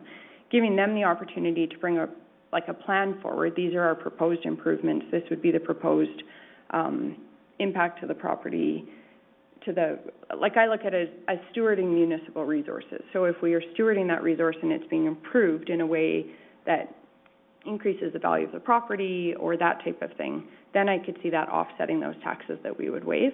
But I would like to see some accountability in terms of what's being done so that that aligns with sort of our direction, if that makes sense. And happy to hear other perspectives on that. Well, through the chair, I don't have a problem with the issue of waiving the taxes when they do the improvements.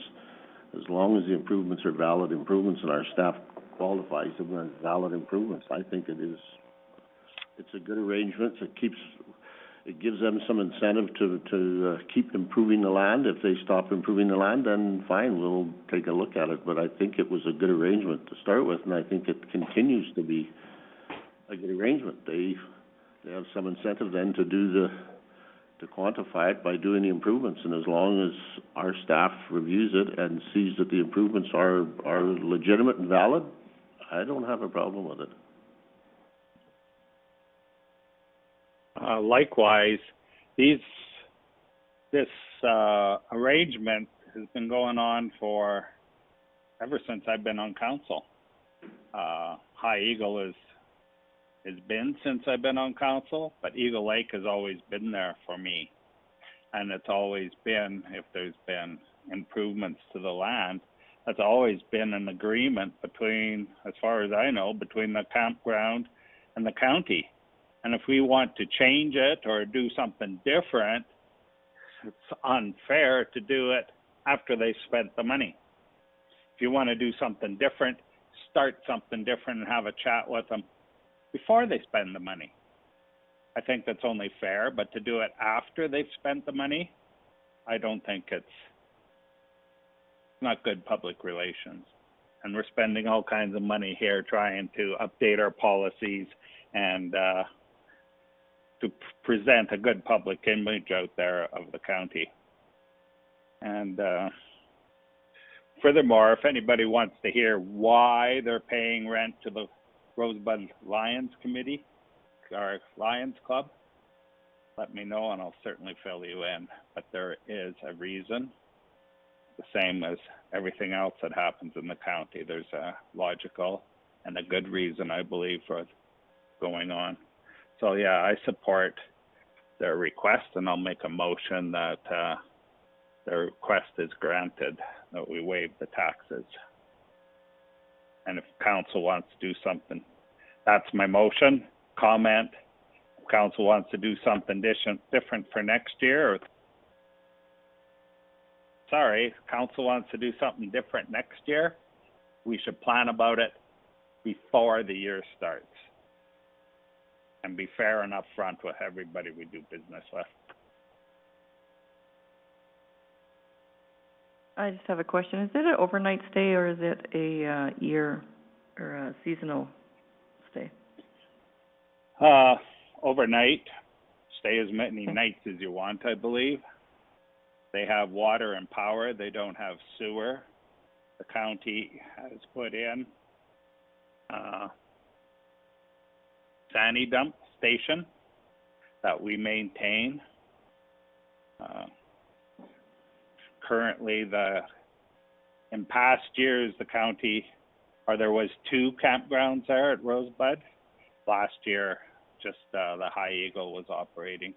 I don't know what the future is of the other campground. It's a private campground on private land, and I don't know what the future of that. So yes, this campground owner has done extensive renovations to this ground. It used to be, I don't know if there was 15 or 20 sites there. If you count the tenting ones, just be able to pop them up anywhere, maybe. But he's put in power, he's put in water, he's put in electricity, he's put in at least doubled the sites, maybe tripled.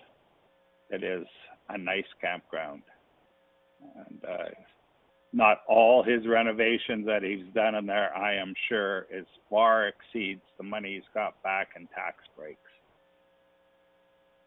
I know the county has helped out in, it's flooded out a couple of years ago. It flooded, probably the highest water anybody's ever seen. Darn near made it to the bridge, bottom of the bridge.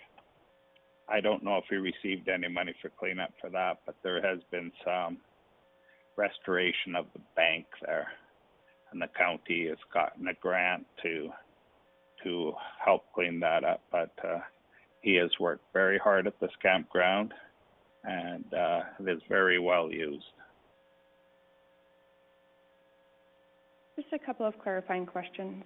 So we wouldn't have a lease agreement with this campground, or do we have a lease agreement? Yes, there's a lease. There is a lease agreement, okay. Now, if I understand correctly, there's been a historically we have waived the taxes based on improvements. Correct. And if I understand correctly, the improvements submitted at this point, I see $2,964.34 for this year's projects that were completed, including labor and supplies. And so this year, the projects reported do not equal the tax that would be collectible. I'm just noting that. It's not a question. If I'm interpreting that correctly. That's correct. Okay. There's 2 areas that the labor is not supplied on. They must have done it in-house.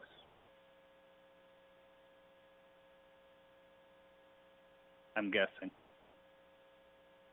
I know I shouldn't guess, but I am.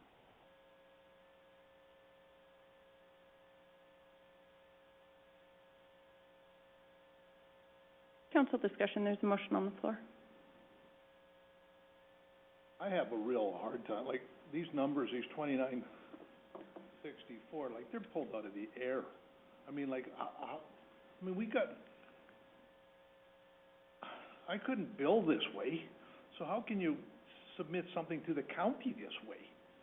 Because it's gonna cost $1,000, I'm trying to make the numbers look like they're gonna, I'm sorry, Eagle Lake is different in the fact that we get the revenue from Eagle Lake. We charge rent to Eagle Lake, and we get the rent from Eagle Lake. Now there's a third person involved in this campsite, and good for the Cheadle, or for the Lions Club there to get money but we're not. If I do improvements, if my tenants in my property in my Calgary, if they do improvements to my house, that's between me and my tenant. City of Calgary doesn't come in there and say, okay, well, you did improvements to the house, we're going to give you gonna give you a cut. Like, I think everything has to sort of work the same way. If we want to fund these people, then we have to fund them somehow differently than this. This is just, like, there has to be an agreed upon what we're gonna do with campgrounds. And it has to be consistent across the board. We are not the renter. We do not get any rent payments from this place. So how do we offset the fact that, we don't get that? We get that from, so there has to be some sort of different, we can't do this. I mean, it's just wrong. I can't explain it properly, but it is just wrong, because we are not, there's an agreement between the landlord and the renter, and we're not that. I'll respectfully disagree in that the difference between your example with the city is that we do own this property. So improvements to this property could improve the asset that the county owns. What I would like to see is if we're going to consider arrangements like this, I'm undecided at this point on this year's for a couple of reasons. But going forward, I don't mind an arrangement like this. If we had a plan that was submitted to administration could review the proposal, review the improvement to the asset that we own, and see if that justifies the offset of the taxes. Where the challenge is that I don't think this was pre-approved, and it's just like assessing the value of this to our property can be challenging. And I would like to see it consistent, although there would be sort of two classes, properties that we own, and obviously those are the ones that I think we would ever consider. But Councillor Wilson. I think another big consideration is when this renter that isn't paying rent to us is making improvements, it helps his own business. It's going to make his business more enticing. I think that's a big part of it. There's got to be some reward for him. And for me, there's private businesses that rent and improve that location, downtown Strathmore, or wherever you want to say that they don't own the property, they run a business out of it, they improve the look of it to bring in more consumers, bring in more revenue. And by waiving taxes in whichever publicly owned space it is, shows preferential treatment, to my opinion, from other private businesses. Private businesses still can pay rent, they still have to pay taxes, and they still have to make a buck. We're giving these other businesses a subsidization from other businesses, which I totally disagree with. We're giving them the edge over others, and that it goes against everything I stand for. And again, I would respectfully disagree, because typically a leasee or a renter would not be making improvements to the building they're renting. They often are precluded from being allowed to do that in terms of infrastructure improvements and things like that. Can you use an example, please? Absolutely. So Councillor Kester had referenced some infrastructure improvements that were made to the campground, power, things like that, that if this lease agreement, whether we're receiving the lease revenue or not, if this operation was to cease for whatever reason, our property would have that value added from, but that's where I think it would need to be pre-approved, because we would need to ensure that the improvements are being made to the actual land, to the property, to our asset. And if that's offsetting tax, to me, that's fair and just, and it's not giving an edge up, because if they were in a lease agreement, they may be negotiating that, say if it was with a private landowner, they may be negotiating for the landowner to do those improvements, and there would be money exchanging hands that way, right?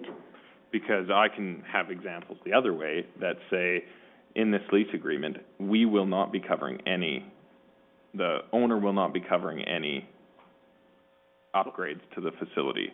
I mean, my auntie's hair salon being one of them. They have to pay to improve the quality of the business structurally, make it fancy, because they understand that that helps their business.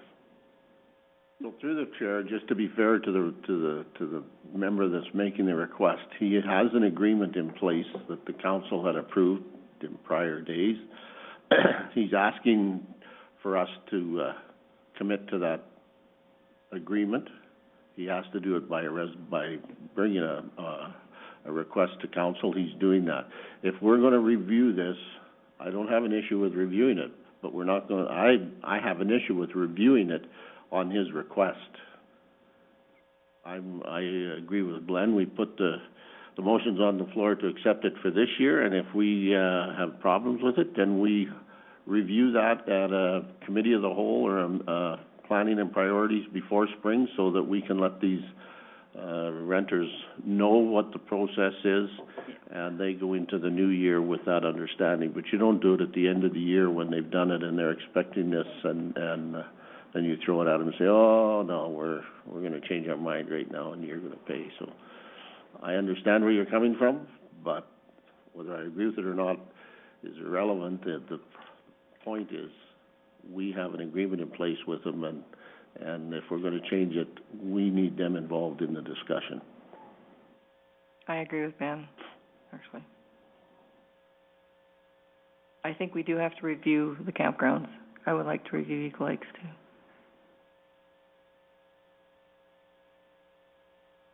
Any further discussion on the motion? So these buildings on this, I'm looking at the building, I'm looking at page 151. Did the county supply those buildings? The answer is no, and he does upkeep and changes the bathrooms and makes them look, that's to his benefit, it's not. Thank you.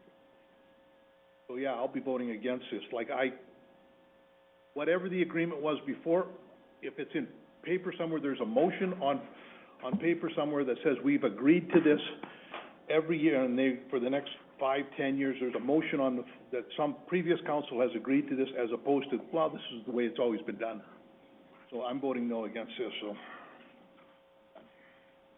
Does administration or Councillor Kester know if the buildings, just to answer Councillor Kester's question, if those are Wheatland County property?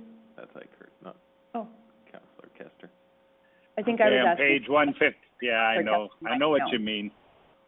I believe that on page 151, that building he's put in there, there was I'm thinking the building on page 155, it's been remodeled, but I'm thinking that one was there. So, not to get into it lengthy, this was an agreement. I don't know if it was a formal motion, but it's always been, I guess, a handshake at the very least. I'd have to ask staff to see if there was an agreement, but it has always been so. This campground, years ago when I was a kid, was owned by the provincial government, and it was one of the series of the many, many campgrounds they had throughout the province. They had them all over the province. Provincial campgrounds.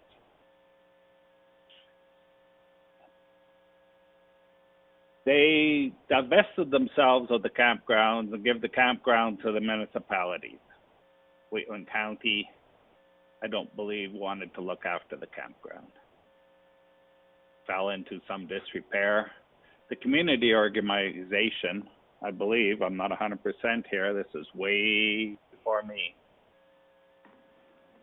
got an agreement with the county that they can use the campground for community service for the Lions Club. So the Lions Club fixed the well up. It wasn't potable water. They had to put a sign on it.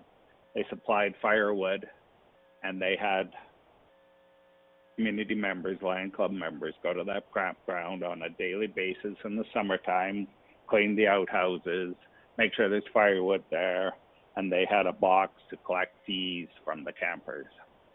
They used to make not a bad return on their thing. They couldn't buy the property. County was precluded from selling that property. The county sells that property, the money goes to the province. And if the county uses it for anything but a campground, the money goes to the province. So the Lions Club maintained the property as it was.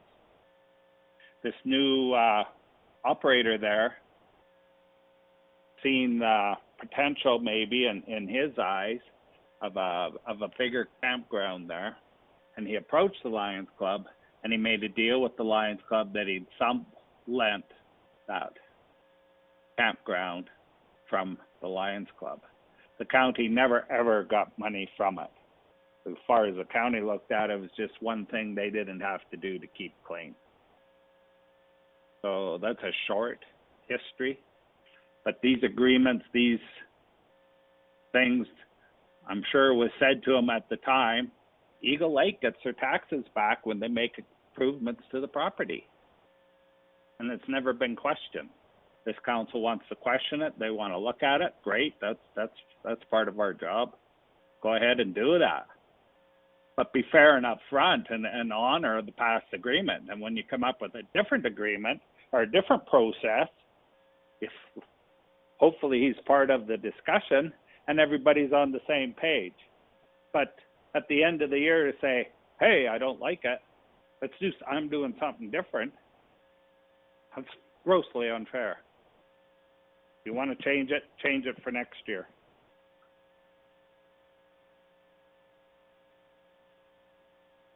Does administration have any comments?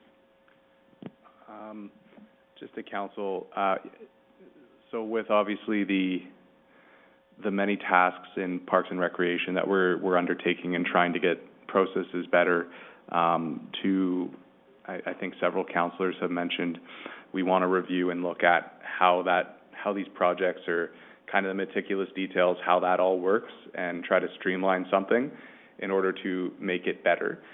We are working, we have two obviously, one being Eagle Lake and then this one that we really focus on for campgrounds. We have made some strides with Eagle Lake, keeping in mind that obviously we have to work with the operator as well, so sometimes there's a communication lag. We will endeavor to ensure that this specific property, we get pre-approved improvements in terms of an agreement or sorts to come forward in the future. That is part of our work plan with this. Just timing, obviously, we brought this forward today, but we'll endeavor to ensure that we make some improvements with those pre-arranged projects or something that's coming up for improvements in terms of an agreement moving forward. Those are my final comments. And like it was raised, we may need to have some council level, like at a committee or in council, I don't mind where, just around philosophically if we want to continue with that. I realize we have some precedents for that, which I do agree that's been the precedent. I do agree we shouldn't be changing sort of midstream where the expectation is that it would be continued. There was no notification that the historical precedent would not continue. That's my challenge. I am just aware, though, as well, that the improvements, I would guess that historically the improvements would offset the tax owed, but.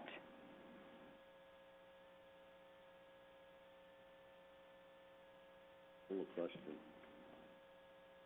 I'm sorry? I call the question. Okay. There is a motion on the floor. Any other questions or discussion? Is any councillor opposed? Yeah. We'll do a roll call vote. Reeve Link is in favor. Deputy Reeve Clausen? Councillor Wilson? Again. Councillor Bigger? Favor? Councillor Eichert? Opposed. Councillor Kester? In favor. Councillor Armstrong? Favor. Motion is carried. Perhaps a motion for administration to bring back some information regarding the historical context of the campgrounds, the precedent of how we've been operating in terms of waiving taxes, and just philosophically, you don't need to say that, just a procedure for assessing those requests and pre-approving any improvements that might be considered in waiving taxes, something like that. Absolutely, we can do that in Q1, 2021. But Q1. You're asking to bring it back to council or back to a committee of the whole or planning? It could come to committee of the whole, that would be Planning or fine. priorities, not, because once it comes to council, then we'll either make a decision or send it to that anyway, Yeah. so. It could come to committee of the whole, and it could be collaborative too with our campground operators, because they are providing services, for the municipality, so. If you're making that motion, Councillor Armstrong? I am, so, Okay. Questions or debate? one question, when you're talking to the operators, and you're looking at the repairs and that they have done to those sites, if we're gonna look at them, I would also like a rough idea of what it would have cost the municipality to do the same repairs. Yeah, and I could see that being part of that proposed plan, like where that could be assessed for sure. To me, I really would have to see value, like, to our property, like an increase in the asset's value to offset those waived taxes. The reason I say that is if we change our agreement with them and they no longer get any kind of a break for that, then they're gonna be coming to us for those improvements. So then we gotta decide whether or not we do the improvements or we don't do the improvements, and Then you would find a tenant that's willing to put those improvements in. All right, there's a motion on the floor. Any other questions or discussion? Sorry, Amber, it's Scott. Hello, Deputy Reeve Clausen. Too late. Sorry, I was indisposed. I got power to the conversation, but the question I have is how are we collecting taxes on provincial-owned land? Seems strange, but maybe I'm wrong. But I believe Councillor Kester said we took over ownership of the land oh, okay. historically. Sorry, I didn't catch that part, but thanks. Yeah, so they are county-owned lands.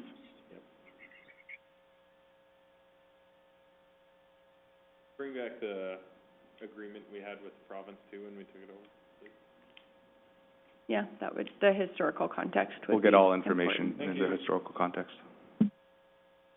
Any other questions or discussion? Is any councillor opposed? Motion is carried.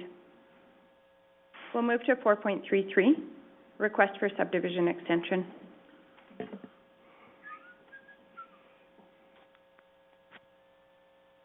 Good morning, Raven Council. This is Megan Williams, planner number 2 for Wheatland County. Oh, pardon me.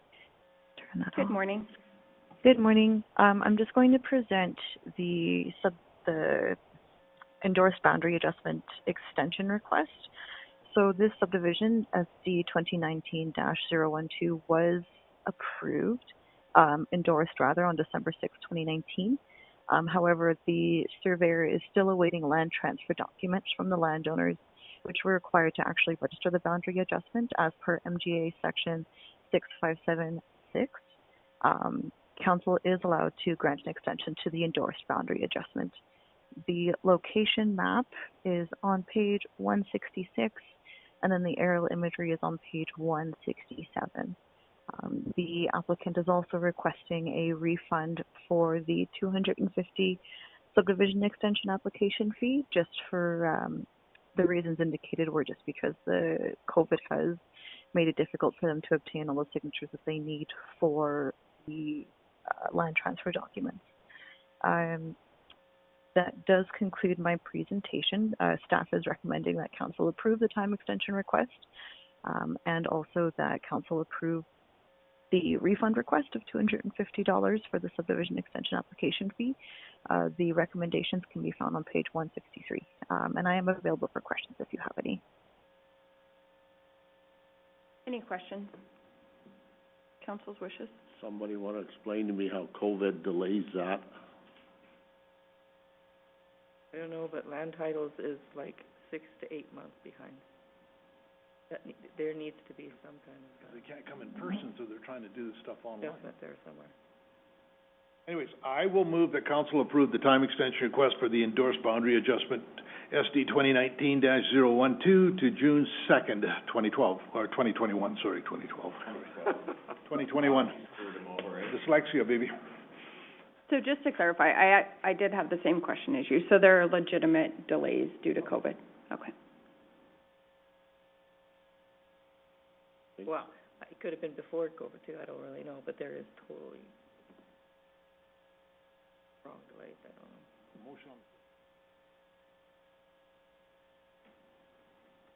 Any other questions or discussion? Is any councillor opposed? I'm not opposed to the extension, and it's all under one motion, so. No, 2 resolutions. You just did resolution 1, right, So this Tom? is just, okay, I just did resolution 1. I just, okay, I'm following, good enough. following orders. Motion is carried. Council's wishes. There's a recommended second resolution regarding the waiving of the fees, or refunding the fees, sorry. I'll move we don't approve the request for the refund of the application fee. Can you say that one more time? I will move that we do not approve the request for the refund of the application. Do you need a motion for that, or do you just need a defeated motion for the other one? There's a request for. You can move to, the resolution can be to not approve the request. That can be a resolution. There's a motion on the floor. Questions or debate?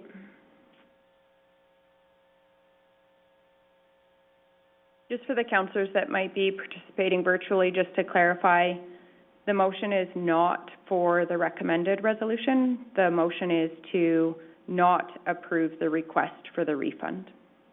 So just so that we're clear what we're voting on. Any questions or debate?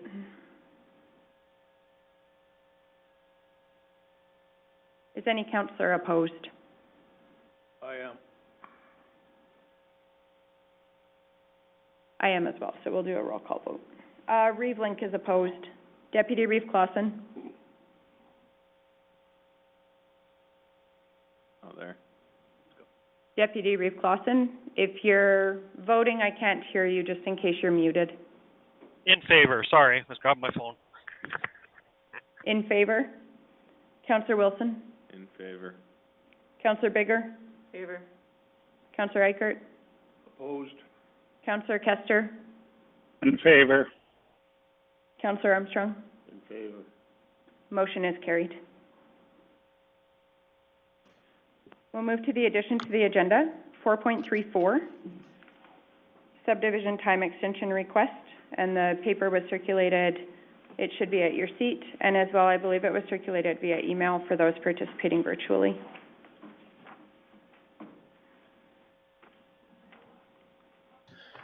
Good morning, council members. This is Graham Allison, Planner 1 with Wheatland County, presenting for the time extension request for subdivision 2019-001. The subdivision application was approved by MPC on December 10th, 2019. Subject to 6 conditions. The application is to subdivide 1.2 acres from southeast 162621 west of the 4th to accommodate the construction of a cemetery. As a condition of subdivision, the applicant is required to provide a certificate of approval of cemetery from Service Alberta. The applicant is requesting the time extension due to a delay in obtaining the certificate. Staff are recommending that council approve subdivision time extension request for the subdivision application 2019-001 for a period of 12 months, extending the expiry of the conditionally approved subdivision to December 10th, 2021. That concludes this presentation, and I'm available for any questions you may have. Thank you. Any questions?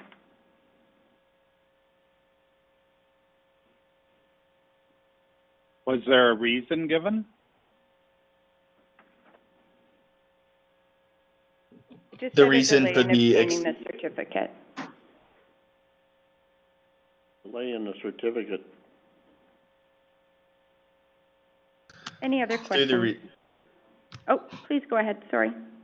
through the review, I was just clarifying that that the applicant is working on obtaining this application from the certificate of approval from Service Alberta. They just haven't received it yet. Thank you. Council's wishes. I'll move we accept the request for the time extension. Councillor Armstrong moves to approve the subdivision time extension request. Any questions or debate?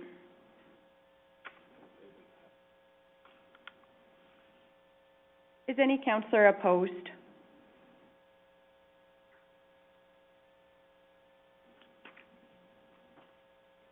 Motion is carried. We'll move to 4.41, Transportation and Agriculture Report.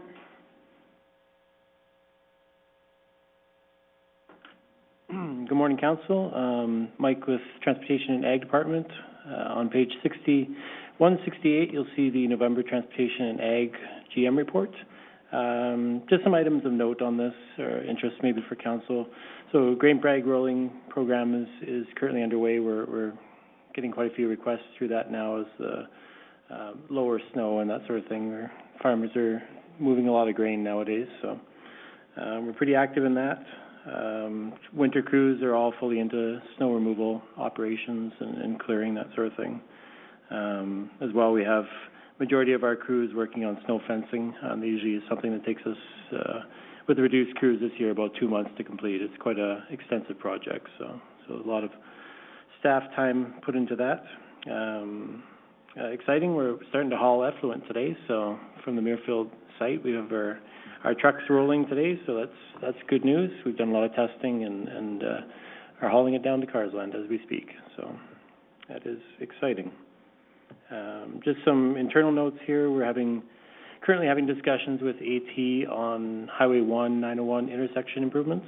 So they've proposed a couple options for us, and we've sent them back with a few revisions. So I've got a recent submission now that we'll review and probably bring to council fairly soon, just to take a look at it. Same thing with the water license purchase. We're on the hopefully final stages of our purchase and sales agreement with the receiver on that. So we're hoping to bring a proposal for council to submit fairly soon. And I just wanted to bring your attention to page 172 of the package here. Just kind of draw attention to our graveling program. So we've completed the graveling for 2020 here. You can see by greater division here where we've installed our gravel and the quantities put to each one. Just a note, and I didn't include it here, but we do have 2019 numbers. So we've used approximately 30% less gravel this year than we did in 2019, while we've only dropped our actual graveling roads down 10%. So that's about 47,000 less tones that we've used in the county. At our current price, we're about $500,000 less in gravel that we used. With basically 670 miles done in 2019, and we've only dropped down to 607. So this kind of attributes back to our staff taking the initiative, doing the spot graveling, finding the problem areas, and really knowing that we're looking for efficiencies and this sort of thing. So I wanted to give kudos to them. They did an awesome job on this, and let council see that. There you go. That is exceptional, and I know personally I haven't heard any complaints about service level regarding that change. I don't know if anybody else has been. No, I've had compliments, yeah. And has administration received any negative feedback? Not to date, no. Just a comment, I'd like to thank the staff for reviewing their greater division placement of their operators. I think they're willing to live with that as long as everything happens the way they think it should. So.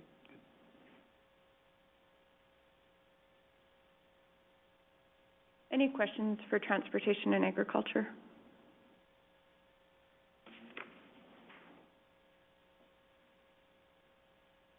If not, I had one. Is it your agenda item, Glenn, or something else? Yes. Okay. We'll just finish with the report and then we'll go there. Okay. Just a motion to accept the report as information first. So moved. Councillor Wilson has moved. Last chance for questions. Is any councillor opposed? Motion is carried.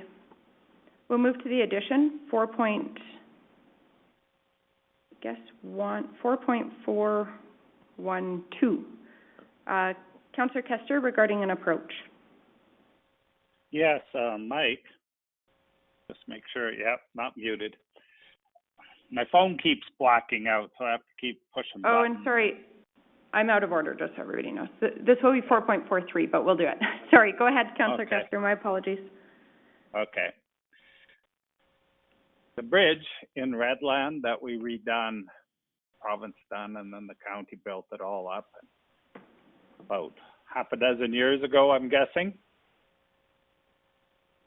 I got a phone call yesterday. The county, when we put in the, I don't know, they got some spring-loaded abutments up to the bridge, not abutments, but the safety railings. And the bridge is quite a bit higher now.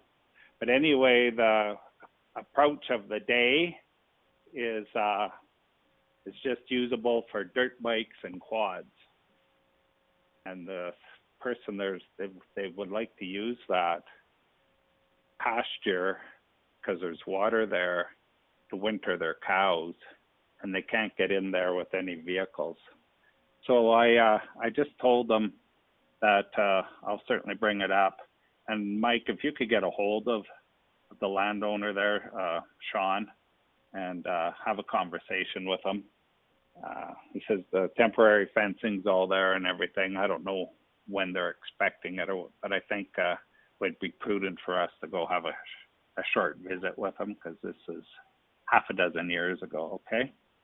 If that makes sense. Or I haven't went and looked at it. I just got the phone call late last night, and of course it's meeting day today, so, but I will drive by. But I know it's been a lot of dirt added on, and if they can't get around that safety railing, I don't know what can be done for them. Yeah, through the chair, I can definitely get in contact with the landowner there. I'm aware of the bridge you're speaking of.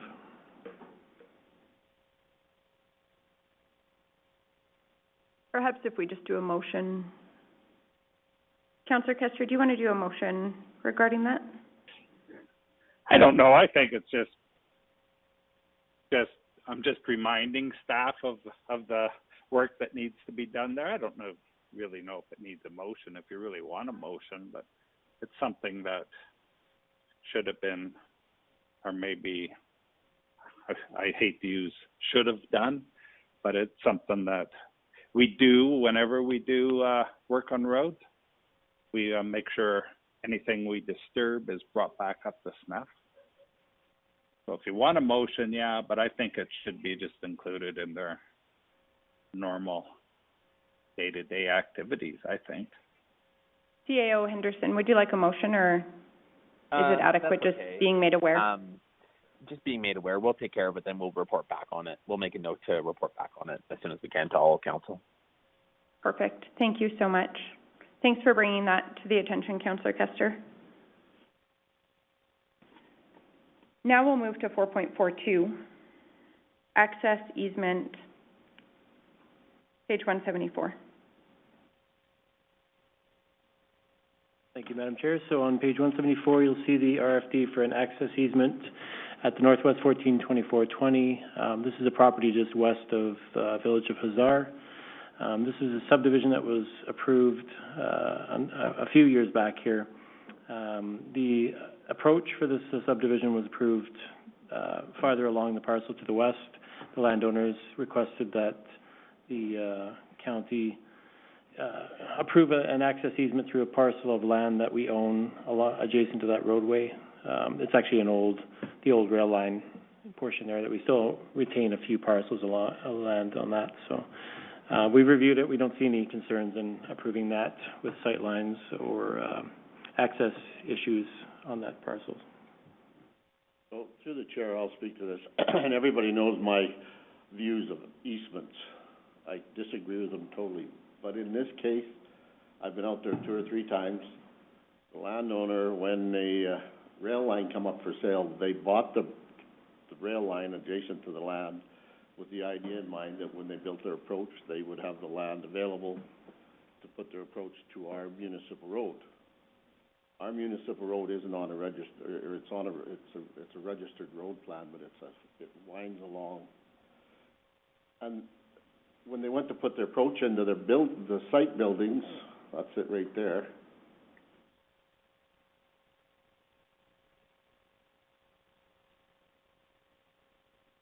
Here's the approach, the buildings are here, there's a registered road plan here that they were gonna use, but to use that, because it's a registered road plan, they had to build it up to county standards, and they weren't willing to do that. The town uses that to access their lagoons. So they wanted the right-of-way out here, so they built a road out here to access this road allowance. Then they found out they couldn't access it because the municipality owned a little strip of land in here with the boundary of the stake for it actually is on the shoulder of the road, I think. His understanding was when he bought the road, the rail bed, that he owned the land between the road allowance, boundary of the road allowance, and his property with the rail, so he could access that, and he doesn't have it. There's a strip, and as far as I'm concerned, that strip that we own, we can't do anything with it. It should become, I don't know why it isn't just basically listed as part of the road allowance. It should be part of the road allowance. You can't do anything with it.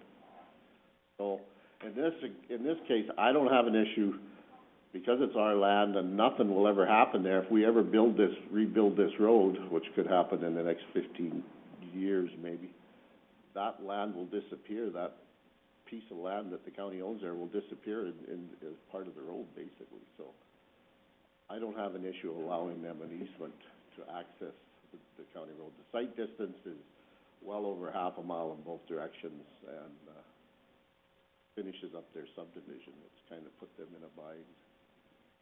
They're also, just for your information, that's the family that took on the other kids of the issues we had out there this summer with some, so they now have 5 or 6 kids coming out here, and the bus has to get in there to pick. Anyways, but I will move to accept the easement and allow them access to our municipal road. Yeah, and the context does help. It's certainly a unique easement. It's not like they're going off and up, over somebody else's property, so. Any questions or discussion? Is any councillor opposed? Motion is carried. Just a comment. I hate that rule, to be honest, that, like, I've got it in a lot of my area that people will literally build a laneway an extra 4 miles, so they don't have to go through our road allowance. It's absolutely absurd. So they don't have to wait. So they don't have to build. To build county So they don't standard. have to build the county standard. The problem is, the It's problem is absurd. this road that goes through here is a trail. It's It's a a road. municipal road, Yes. roadway. The town uses it, the municipality uses it, everybody uses that, and it is not built, we haven't built it to county standard. This site has been there for years, and the minute they decided to subdivide it, we said, well, if you're gonna use this, you gotta build that to county Yeah, standard. and that's absurd. I think that's absurd. I know. That's That's why they aren't using it. yeah, and I guarantee you, they are probably using it. No, they're not. They can't access it at all. No, they can, but they aren't. This is their access. That's when they're gonna use. That's why they wanted this in place before winter, so they could They build can't that just up. put the culvert in and still use that trail, 'cause that's what I've told people, yeah, this is, okay, put your laneway Okay. here, and Perhaps just to stay on topic, it sounds like there's more of like a larger question yes, at hand.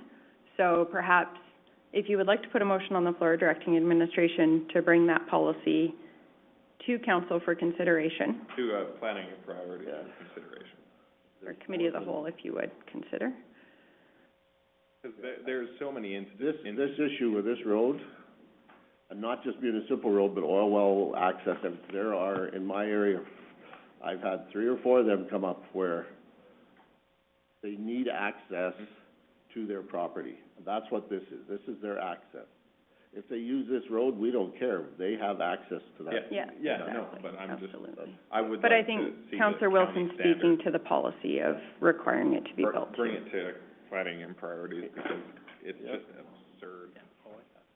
And there are a lot of considerations that we need to take into account when discussing that, but if you would like to put a motion on the floor, I will put a motion on the floor to bring back the building county road allowances to county standards for residential in ag areas, to planning and priorities.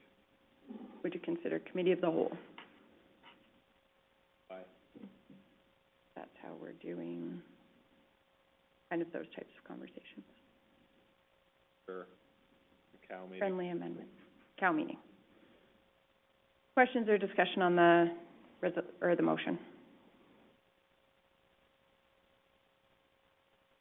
Is any councillor opposed?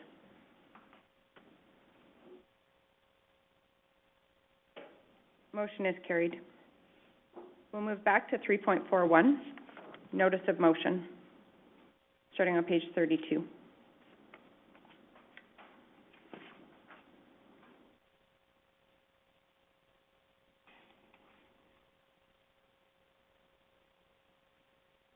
I don't know, CAO Henderson, if administration wants to present the information. I know council has reviewed it. Everything was in the package.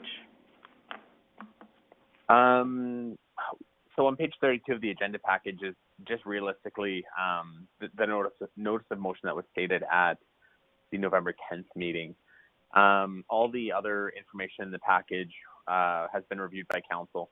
I wasn't sure if there's any other questions, if there is any specific questions about the numbers being used.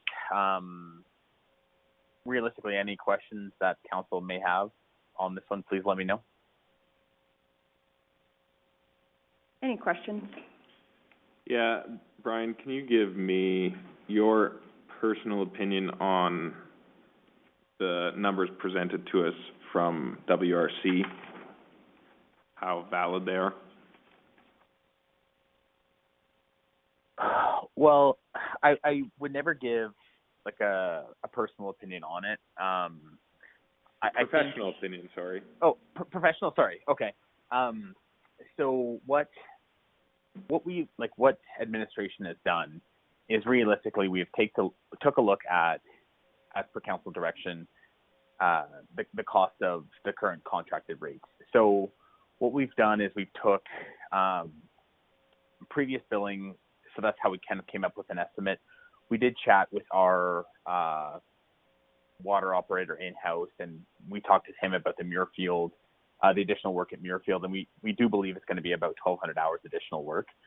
So realistically, we think, okay, based on those extra 1,200 hours, there's going to be an extra cost at the current rate of the WRC. And their current rate is $105 an hour.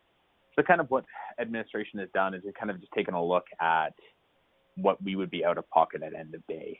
The WRC, they certainly could move things around. That is at the discretion of the board, of course. I have no say or input into that. But yeah, that's realistically how we kind of came up to that, to those numbers. I think the WRC, I'd have to take a look at that spreadsheet again, but I think they came down to like an hourly cost of around $55 or $60 or something in that spreadsheet. I'd have to go really take a look. But realistically, the cost that the county is out of pocket still is $105. So that would just be kind of a point I would have kind of just in analyzing everything. Yeah, I don't think I have anything further to add. Thank you. Just further to CAO Henderson's comments, so I know when CAO Henderson had presented to this, he had indicated that he had done some kind of higher estimates for some things, for example, the training. Mm-hmm. He wasn't exactly, didn't have the actual cost of what training might be, so he had just kind of generously allocated funds to that line item. There may be other examples of that. I think from my perspective, what is key for council to consider is, and what our analysis needs to focus on, is the incremental costs to the county. And like CAO Henderson referenced, essentially we need to look what the costs for Wheatland County will be for these services. That's sort of the essential analysis that I think we need to be looking at.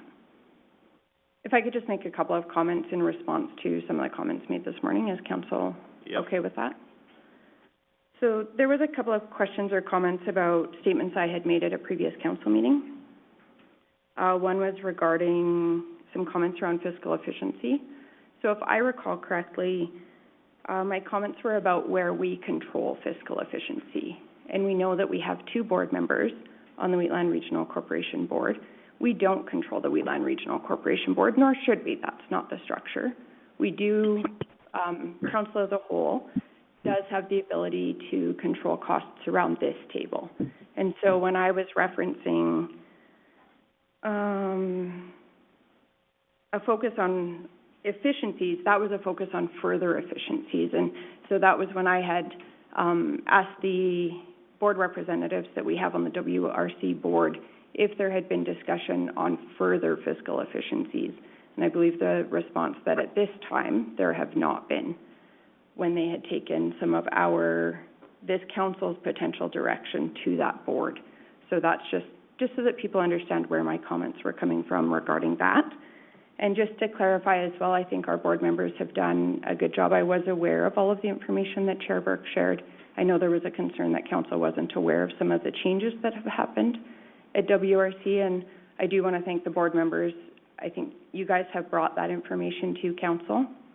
I was aware that, for example, the office space wasn't being used, I believe starting next year, that the lease payments were being made on, but I'm also aware that those were made for 2 years, historically, that those were being made, and that was just a recent change by the board. Obviously, this council cannot, and I will not, get into discussions around where efficiencies could be found on a board that I don't directly sit on. That would be at the board's, that would be board work to do. Another comment was made that I had referenced that the audit costs for the board were too high. I don't recall stating that. I do recall, and I was only discussing the audit costs because that was raised by the alternate board member as one of the incremental costs that the Wheatland Regional Corporation does incur. And I understand that. The $5,000 wasn't a specific reference to any board. I was mentally trying to estimate what an audit might potentially cost for another organization, and full well understanding that WRC has some complexities to their governance structure that may increase their audit costs. So I'm not passing any value judgment on the cost of the audit for WRC. It is what it is. I do want to ensure, there was also a question that council was finding this confusing, and I just want to ensure that if anybody has any questions, that they're getting the full information and that they understand the question at hand and that everybody feels prepared to make a decision. So, any questions, please ask. And if council, I'm happy to, if council would like to direct me to reconsider any statements that I made, I'm happy to do that. I do feel really strongly about representing our council well and accurately. So I'm happy to either substantiate any statements that I made if there are concerns with them, or to reconsider them at council's direction. Open the floor to... Well, I have a few comments. I've heard since I've got on council, we got to get to cost recovery, and I totally understand why rural ratepayers don't and shouldn't have to pay for water for urban. And I totally get that. And so I'm the one pushing to see that Speargrass gets to cost recovery, and we are so close. And our water bills are quite large, and I hear about it all the time. It's one things that the ratepayers share with me constantly about, what are you doing about this? What are you doing? And so, it's very important that I do get to cost recovery. And I don't know what it takes to make water, but I do know the numbers. And there's just a big difference between the $50 to the $105. And I don't know if those are fixed costs that actually relate to Speargrass Carsland. So I don't know what those costs, maybe Brian can, or somebody else can tell me what those costs that would be incurred, what those are, the difference. But because we have our own water, I'm wondering if some of this, like, it would be so easy for me to say to my ratepayers, okay, this is what the water costs at Speargrass. This is what we bill you. This is us, right? So it would be quite simpler for me to say that for sure. Now WRC, there's no backdoor agenda here at all. I do want WRC to thrive. It's not anything to do with that. It's got to do with my own ratepayers and getting to cost recovery. And yeah, it's just my comment. Any other questions I or discussion? I got a couple comments to specifically for Donna's concerns. I've never seen a budget or what it costs to produce water in Carsland. I don't have a clue.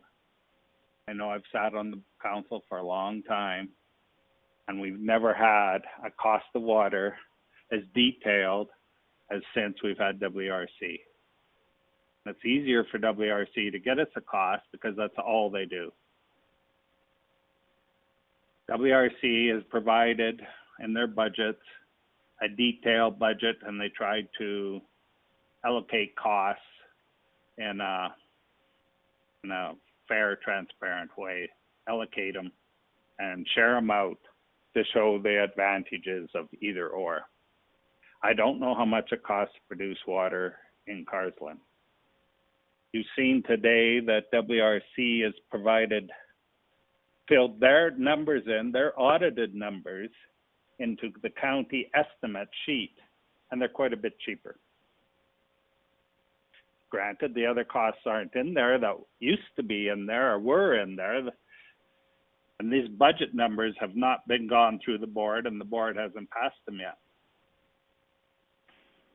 But these numbers that aren't in there have to be paid. They're overhead. They're no different than HR costs in the county, payroll costs, payroll workers costs, management costs. Those are all them costs. Insurance costs, reserve costs. Those numbers can be moved over to the core business. They could be put wherever the board wants to put them. But in moving forward, I've always said compare apples to apples. And the county's never asked WRC to provide a number, a budget. And the last meeting, it wasn't even formally brought up that the county's going to take it over. It was part of a discussion. It wasn't an agenda item. So the board has to look at the budget. Budget meeting's coming up, I believe, soon, next week maybe. To go ahead and make a decision without knowing what WRC is going to charge, I think is wrong. They should be asked. They should be, these people, this board is providing a service to the county. They should be consulted as such and see what they can do, if they can change it. I understand where Dawn is coming from, but I don't know how close is Carsland. I know they're not there. And if WRC can do it cheaper than the county do it, I think it should be explored more. I think we're just a little over 100,000. But actually, see, the cost to Carsland, what I see is the actuals, is that going from we're getting billed. Like what Leah gave us as what their costs were, but that's not what we're getting billed. No, you're getting billed. what the county's billing you. You're not getting billed what WRC is billing. The county is paying that. The county is paying the difference. You're not paying what WRC is billing. But what we are... You'll still pay the county rate. And I don't know if the county takes this over, what the cost of water at Carsland is going to be. I don't know what WRC is doing it for. If they do it for the rate that's listed here, that's less than, which would bring Carsland closer to being cost recovery. But you're not cost recovery now, and by passing this motion will not make you cost recovery. A Wheatland County motion to increase the price of water will bring you closer to cost recovery. You're not close to cost recovery now. You're only paying $1.89. I don't know what it costs to produce water. I could guess. And it ain't going to be much different than it costs to produce water in Carsland. It's the same process, chemicals and labor. So we don't have all the information. What's it hurt to ask WRC to come up with a budget and change the numbers around if they are so willing? If they're not willing and they're going to say, oh, we're going to charge 105, I'm fine. But they've not been given an opportunity to do that. They haven't been asked. They haven't been asked if they could do Muirfield. I've heard talk of the mileage rates. We have an operator living in Muirfield. What do you think the mileage would be to do Muirfield? The county's mileage, they have to drive from Muirfield to Speargrass to Galician to Rosebud. They circle WRC. The mileage is going to stay the same. Yeah. Go ahead, Donna. All right. Here's my concern. So the cost of water. So they changed. Let's say they move these overheads, these costs, to the cost of water. Well, that may not be the same cost of water from Carsland because it's on its own water. Do you understand what I'm saying? And just Carsland's not paying for that water. Carsland's not paying for that water. No, but these costs, like I don't know, the cost that, so if they move this over to, that's going to be their cost for making water to whoever they supply water to. I think administration might be able to clarify. To administration, we've had breakdowns of the cost of water from our water treatment plants that we run. I believe that's been presented to council previously, and it would be within our budget documents as well. It's all broken down. Previously, we did a cost recovery analysis of this. Sorry, I'm trying to pull it up right here. I haven't got it. But I'm sorry. I think we showed the cost of water, yes, the production of water at each of our plants, based on our manpower. In Galician, we included the purchase of water at the rates that were included there and the manpower for that. So we did do that analysis multiple times throughout the years here, and as most recently is the summer. So perhaps if you could just recirculate that just for council reference. Because some people didn't get it. And just further to that, I think the really key thing to note is that Wheatland Regional Corporation has had the opportunity over the last several years to prepare budgets, and our costs from WRC are very specific and accurate because they're based on number of hours and rates that we've been billed by WRC.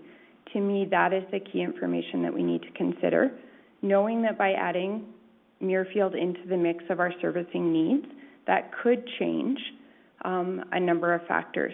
The motion that is before us does not preclude the Wheatland Regional Corporation Board from coming up with a new rate. The board members could bring that forward for council consideration. It does not prevent this council from entering into a new service agreement if that ended up being the most cost-effective way to provide this service to the county. That opportunity is still there. To me, this motion makes sense. We are still in an interagency service agreement that we are not following the terms of, that was never, to my knowledge, formally changed or changed in the way required within the document itself. Looking at that historical scan, I don't see any resolutions where we either accepted information from WRC where they were amending the terms of the agreement or where the county amended the terms of the agreement. So to be providing notice that we are terminating an agreement that we are not currently following the terms of, to me, that makes sense to me. It doesn't stop us from furthering discussions with WRC, from the board members bringing information back. That's the work of that board to do. They don't need direction from this council to do that work or ask those questions or to go into that analysis themselves and bring forward information. It does allow our administration to concurrently provide information on doing it in-house. From preliminary analysis with the current budget and rates that WRC has been charging the county at $105 an hour. At this point, the internal appears to make them, well, the hybrid is actually hands down the optimal way to do it. Yeah, those are my And there's no doubt that we will still work together with WRC. Absolutely no doubt in my mind. I'm just thinking, going forward, this made sense to me, that we should go forward, everybody get their ducks in a row. Something comes better that comes back. There always could be a different agreement, new agreement, better agreement. And it's not anything to do with WRC's, like there's no backdoor agenda, whatever. This is to do with my ratepayers right now. And the So let's ratepayers be perfectly clear. This motion is to terminate an agreement that we're not following. This motion does not preclude working with WRC and determining what the future will look like in both scope of work and monetary consideration for works done. And I guess what I'm trying to say, this motion isn't going to say we're done with WRC, we're done with the agreement, and we're going to do it in-house. There's some confusion there. That is the intent of this motion to me, is to break away from WRC. This motion is just terminate a contract that we're currently not using, a contract that was voted on by board members and were favor on council members that were members of that board, and there was other members of council at those meetings. You should be well aware of why that contract is not working. But if that's what the motion is, I want clarification. It's to terminate a contract we're not following and to open negotiations for the future of service delivery in Wheatland County, then per se, I don't really have a problem with that. But I want to have full consultation and an opportunity to do this right. My concern is for the ratepayers of Wheatland County, that they are getting due process and they are paying for what they're receiving, and they're receiving what they pay for. That is our job. And I want apples to apples. WRC charges more, yes, because they put some other costs, their audit costs, into the price of water. Does the county put audit price? Oh, I've heard it's incremental and it's smaller. But there are administration costs in the county. There's administration costs for everybody that runs a business. As soon as you hire somebody, you have administration costs. How you manage them is businesses. That's how they stay in business. So if that's, clarify that for me, and then I'll listen. I think just two comments further to that. Absolutely agree. For full transparency, this motion would allow this council to direct for this service to be brought in-house if it's determined that that's the most cost-effective way to do that. Second comment to board members or council members being present when discussions were had previously. Personally, I can state that for years I've been asking for full documentation to be provided for this board. For years I was told that it didn't exist or it was verbal, and if certain discussions were had without full understanding of which agreements we were in or what documentation historically existed, because that wasn't provided to council members that were sitting either as alternates on that board or board members or in this council chambers. That would obviously influence previous discussions that may have occurred or decisions that were made, directions, things like that. Those decisions were made with present board members on the board. And I believe, Amber, you were at some of the meetings, so was Jason, and so was Ben. My comments stand. If I can make some comments, Amber. You're going to have to speak up a little bit, Deputy Reeve Clausen. Can you hear me better there? Yep, you bet. Thank you. Okay, just for clarification, earlier I was able to listen to the presentation by WRC. Wasn't able to comment. I had some roadside issues that got cleared up. But right now, I heard some things about the mileage and things about standard based out of there. That was discussed at the board, and I wanted to clarify that because one of the partners there was concerned about mileage, and I was told that it was all based out of standard. If it's changed by then, it's not come to the board and been discussed and set forth. I don't know where that came from. About asked to be talked about to the board, what's this gone? I presented it twice to the board that we were looking at it, gave full disclosure, brought it forward again, and basically was told we can do whatever we want as business. I was hoping that the board would be willing to discuss what we could do different or things like that, but there wasn't. There was other avenues taken than that. Yes, I was there when the rates changed, and unknowingly we broke the contract. I never saw that contract till our CAO brought it forth and realized that, yeah, we had broken a contract and they didn't follow proper procedure. Again, being a new board member, I'd asked for packages and information to me so I could make the best decision. And, not having that, we did things that we shouldn't. About lowering costs, I mean, the only way you can lower cost is to lower your labor costs. That will lower, again, what we charge out to our residents for utility costs. Water utilities, generally, you have a fixed rate, but your usage is very predictable within about 10-15%. We've had a lot of historical information about everything here. So those costs aren't going to change, and in fact have gone down because our utility departments have fixed and repaired several leaks that used quite a bit of water. And that's been brought up at the board about why are we using less water? Well, there's a lot of major leaks that have been fixed, and that, again, lowers costs, but it also, you have labor that you have to, that's your source of income at the board. So very challenging for sure. So I just wanted to clarify that. Thank you.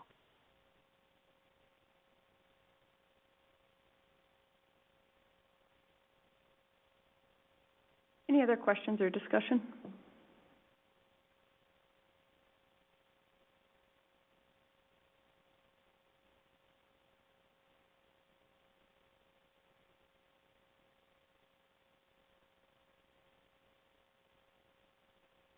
So I understand through Glenn that this is a very sensitive way to read the motion and have the motion, which I am probably the worst at.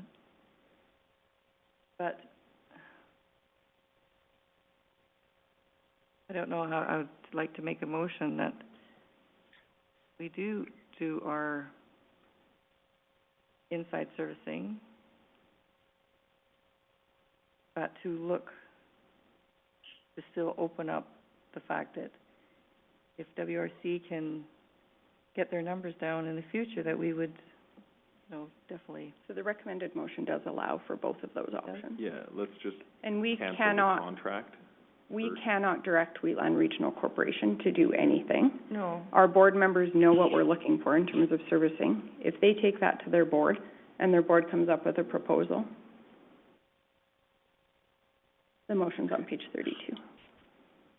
Let's just do the notice of motion. I mean, it's council's wishes, whatever council would like to do. All I'm looking for This was brought up to the WC board last meeting, 2 meetings ago. okay? Yeah, it was in camera too. So, they haven't had a chance to do the budget. This contract, it takes 3 months to get out of it. If that's all this motion is, and the county's going to look at future models of future service delivery within Wheatland County, I'm okay with it. That's all I'm looking for. If this motion is just we're going to do it in-house now, and we don't have any numbers in front of us, or we haven't put out a request, I think that is grossly unfair to our ratepayers. And the motion is on page 32 of your package agenda, and it clearly states the intention.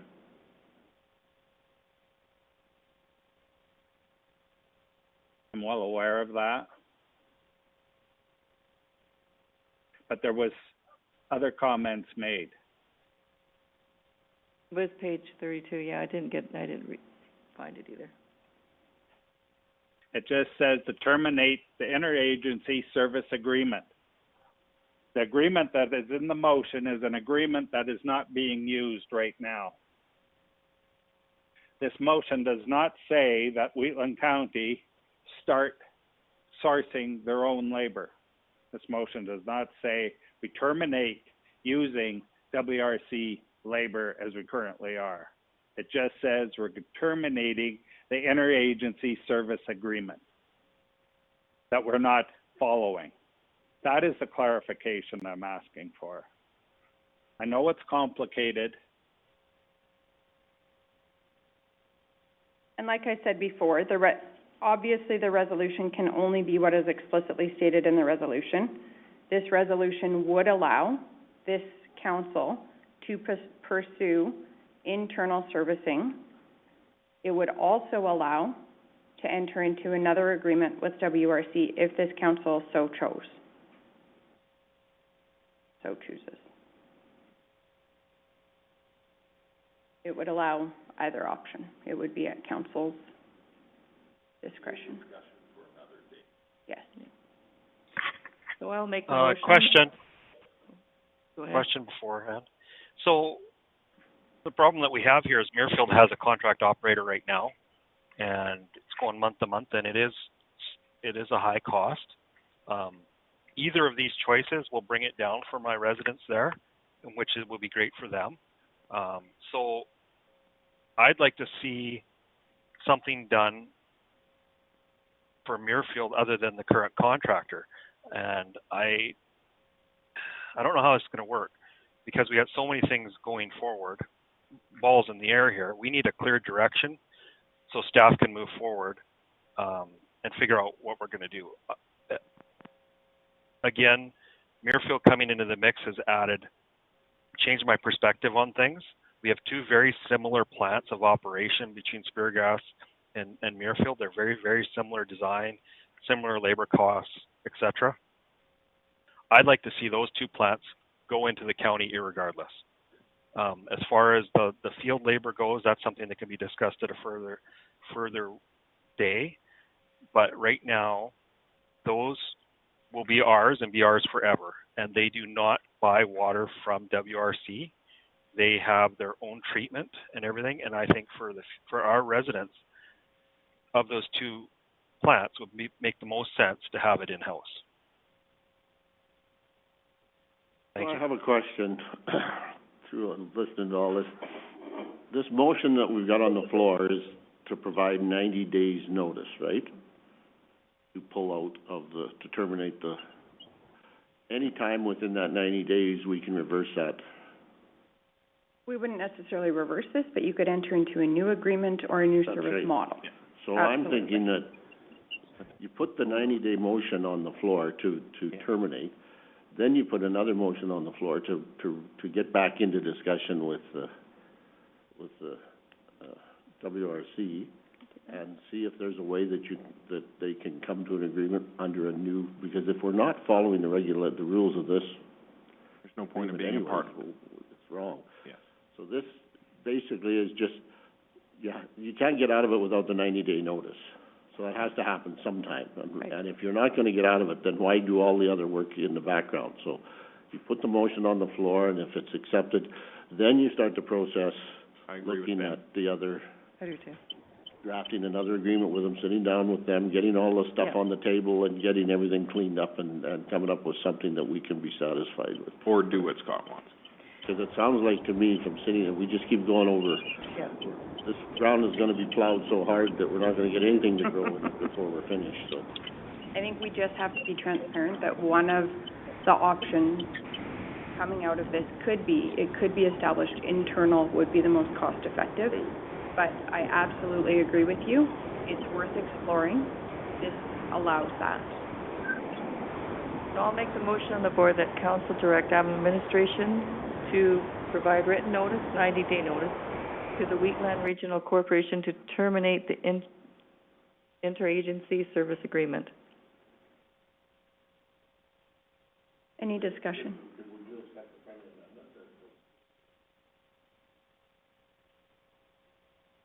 I think, could we just I consider can't this support that. motion first? Yeah.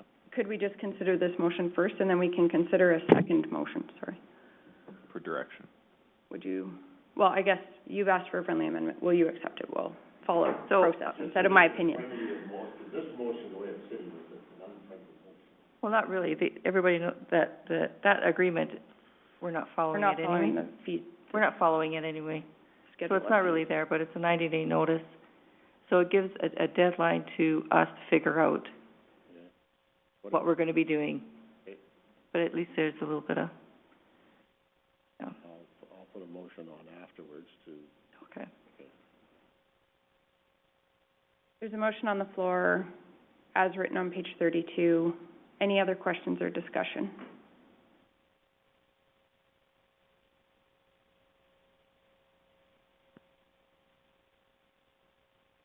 Is any counselor opposed?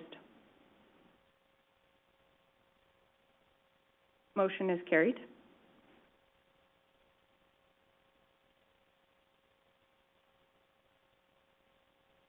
trying to figure it out in my head. I'll put a motion on the floor that, the staff and, board members for the, council board members, not their board members, it's just council, for the WRC, start immediately working on negotiations for, new agreement, however that may look. I ask a friendly amendment just to, the only thing, like, I would just like it clear that it would be, All options. negotiating like terms for a potential agreement. And then it's very clear that that would be analyzed and weighed, and is that, does that See if there's something to be drawn up fit? that, yeah. Or CAO Henderson or Margaret, I'm not sure if you have better I want us to be very transparent with the language so that it's very. I just don't want it to drop here, like. No, and we that's need to not the move intent. No, I forward agree. to the- Yeah. Yeah, so however you wanna word it to make that happen, that they start immediately to work in that direction is fine by me. So if it were something like council directs Wheatland County WRC board representatives and Wheatland County administration to work with the Wheatland Regional Corporation board to negotiate potential terms for an agreement. What does everybody think about that? Whatever works. Reeve Link, Brian from administration. Just a consideration for council. So one thing that would be really ideal to kind of put into this would be a time limit. Because realistically, there's 90 days of the interagency agreement, which we could be following fairly loosely. So what I would propose, if council thought this was adequate. 85 days? Well, so one thing that council must consider as well is if, just kind of the time limit. So if, say, the WRC board doesn't agree to bring down their rates, and the only option for the county is to advertise for positions, post for positions, hire these people, bring them in, train them on operations, it's going to take a little bit of time. so that's why I would suggest maybe putting like a December 31st, 2020 deadline on it kind of thing. Maybe December 24th, something along the lines, so the WRC board has time to consider this. I have a chance to talk to Leah Jensen as well, just so there's adequate time in case things do not work out. I think a 3 to 4 week window would be adequate, I believe, because I think I'm included on some of those board correspondences. Just I have no input at the board, or do I ever speak at the board meetings, but I do know they have a budget meeting coming up, so that would be a good time for them to discuss and kind of see what kind of options that they can work towards and what would be acceptable to the board. Thank you. December 31st wouldn't be a holiday, which would... How about January 4th?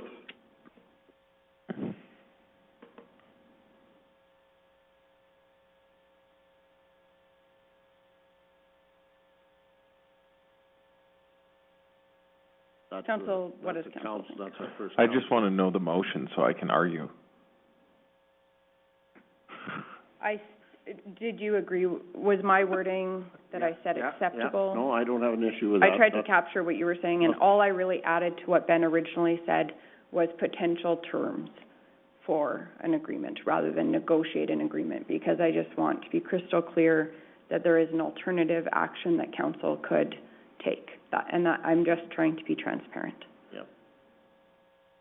Our first council meeting would be January 5th, so, I mean, if you went the 31st, it would give a little bit more time to include it into the package if something came. We've got we've got a budget meeting that's gonna be on the 8th, I believe, or the 9th. And then we've got there's gonna be a regular WRC meeting. And I'm pretty sure that we can, so I'm thinking before Christmas, I think we can come up with we should be able to work out a deal. Now, the question... So you have a budget meeting scheduled and a separate WRC board meeting in December prior to Christmas? Yeah, we'll have two meetings in December, so. Or we can... And what day is your board meeting, not your budget meeting? Give me the third Tuesday? Yeah, it'll be that Tuesday again, so. The 15th. It's usually following our council. Yeah, and like right now, I think it's at a discretion, but I think because of what's gonna happen, it's gonna go forward. Now, I would, at this time, we'd have to take, as a representative on the board, there'd have to be discussions on whether or not on this deal, do we in WRC separate out deletion from the other, like if on the operation, can we separate what deletion out from Speargrass and Muirfield? So the motion would be proposed proposed terms, so you could do it however WRC thinks would be you could bring a couple of models. That would be at the liberty of the WRC board. This council cannot, well, all we can direct is for you to take it to them, and then it would be at the discretion of that board what kind of models they may want to draft. We're allowed to, because it's not necessarily an all or nothing model, right? Look at all options. We just said draft terms for an agreement. Those terms could look however the WRC board would like them to look, to present to this council for consideration. So it's really open-ended. Yep. You could. Thank you. But to Brian's idea of the timeline, what are you looking for, Brian? Give us a date. 18th of December. Yeah, why don't we do the 21st of December? Just give adequate time for the WRC. Okay. You accept that, or would you add that to your motion? Yep. No, that's fine. It's short, but. Any questions or discussion on the motion?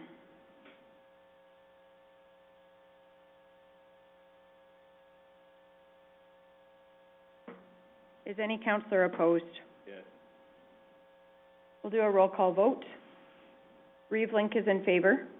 Deputy Reeve Clausen? Sorry, in favor. Okay. Councillor Wilson? Opposed. Councillor Bigger? In favor. Councillor Eichert? In favor. Councillor Kester? In favor. Councillor Armstrong. Motion is carried. I just got one comment. Another Of course. comment. Question for CAO.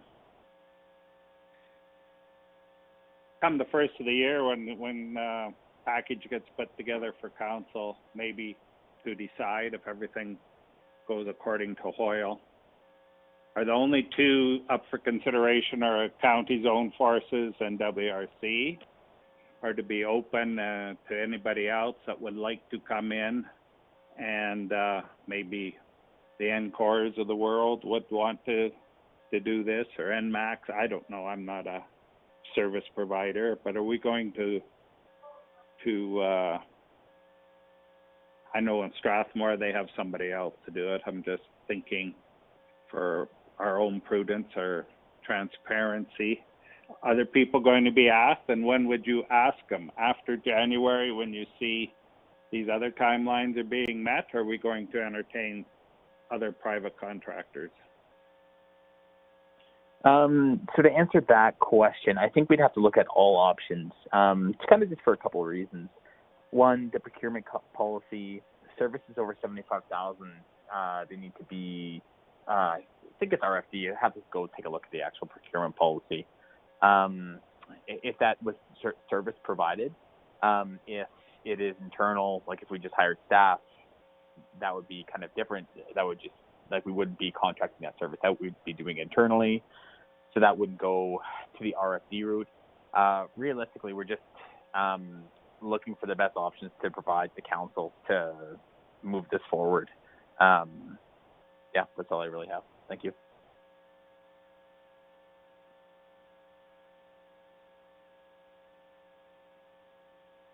So just along that vein, and it's not specific to the motion on the floor, but are we following our procurement? Yeah. Councillor Armstrong has a motion on the floor. Oh, my apologies. It's not specifically related to the motion that was just passed, but with the motion that just passed, are we following our procurement policy by entertaining a draft agreement or a potential terms of agreement from one agency or organization, corporation? Well, as long as administration considered the procurement values, the total dollar value, I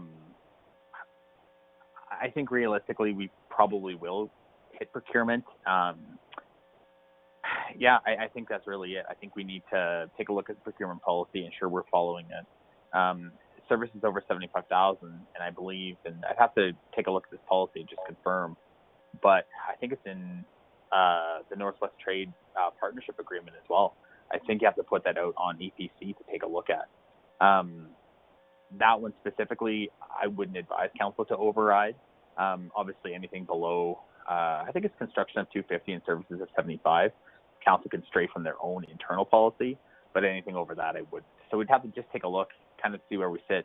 If we go with a hybrid model, that may be a little bit different if we had our own staff, and then the services was under 75,000. So there's quite a few things that we need to consider. Chatting with an organization that's not outside of procurement policy, it doesn't breach anything. If anything, it kind of, there's still some things to kind of figure out with the procurement policy as well. Definitely a couple moving parts from this one, as a couple councillors have mentioned. Just making sure we're following that procurement policy and going forward from there. Thank you. I'm just wondering if we should be entertaining a third motion, directing administration to review our procurement policy, ensure that we are aligning and complying with our policy, and if there are further actions that we need to take, that those be brought forward. More open-ended motion previously wouldn't have had that problem. Mike, please. But we can do another motion. I'm sorry, Councillor Kester? I just said Mike, please. And since I'm talking, I'm thinking if management knows what the COC is, management has to make sure that council's following policies and procedures. I'm thinking just by direction or matter of fact, just doing their due diligence, management will be checking on the procedure and the procurement. And if they find that we're deviating, they should be bringing it back to next.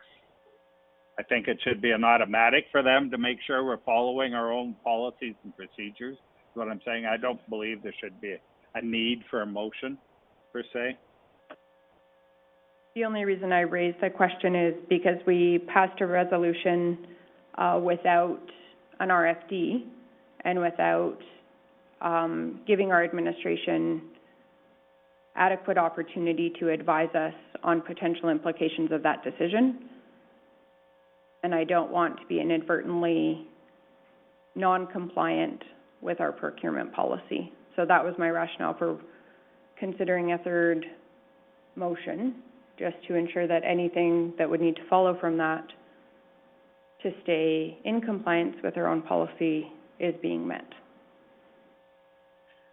I understand, and that was the purpose of my question to our CIO.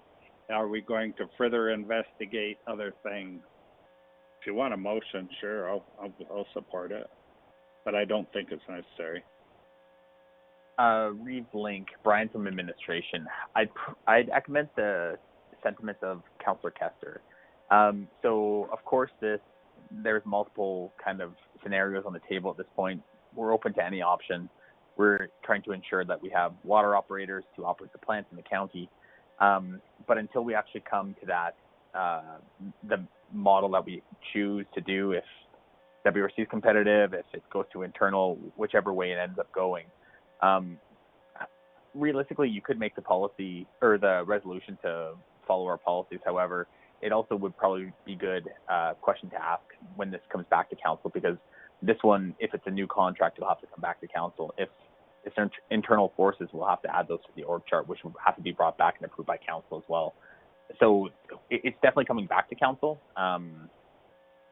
You could make the motion. Okay, thank you. Through the chair, when we do this kind of stuff, we shouldn't have to have a motion that tells the administration to follow policy. That should be a norm. If there's something in our motion that doesn't allow you to follow policy, you should be coming back and telling council about it. But if it's within I don't expect the council or the staff to go outside of policy when we ask for a request. If there's something wrong with it, then come back to us and let us know. But so just a note, our procedural bylaw under 9-10 does have the option for motion to reconsider. We're allowed to permit correction of an action or to take into consideration added information or a changed situation that has developed since the taking of a vote on a motion. It may be moved after a motion has been voted upon and before moving to the next item on the agenda, or at any time before the chair declares the meeting adjourned. So we would have the opportunity. I just have some concerns with the previous motion that we moved. A motion to reconsider must be moved by a councillor who voted with the prevailing side and who shall state the reason for making the motion. Debate must be confined to reasons for or against reconsideration. If a motion to reconsider is carried, the question on which the vote is to be reconsidered becomes the next order of business in the exact position it occupied the moment before it was voted on originally.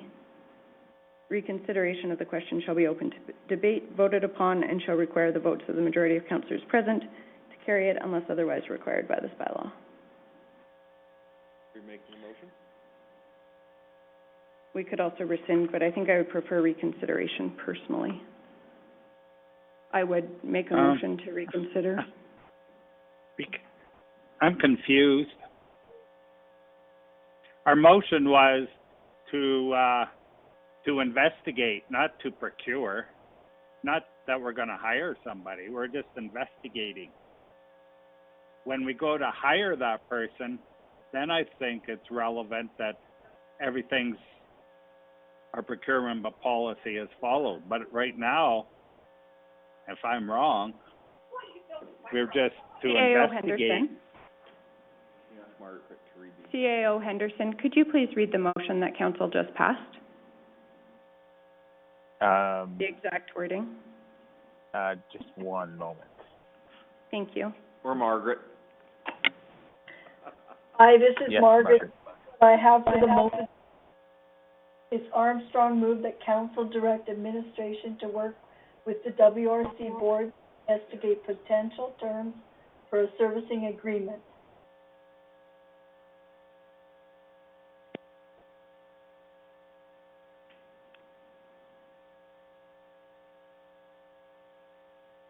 CAO Henderson, would your advice be for us to reconsider that motion, or do you feel that it aligns with our procurement policy? And if you need time to answer that, why don't we, you know what? I think it. Could it we does actually, align with would our council procurement consider, we are at 12:30, we could take a lunch break. That would give us just some time to think and take a breather. We could still reconsider or rescind the motion after lunch if necessary, or we could leave it if we feel that. Is everybody comfortable taking our lunch break now? Okay, I'm going to recess the meeting until 1:15. We will come back at 1:15.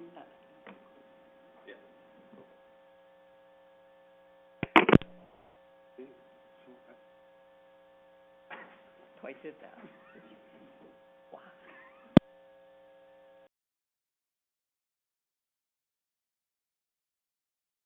Okay.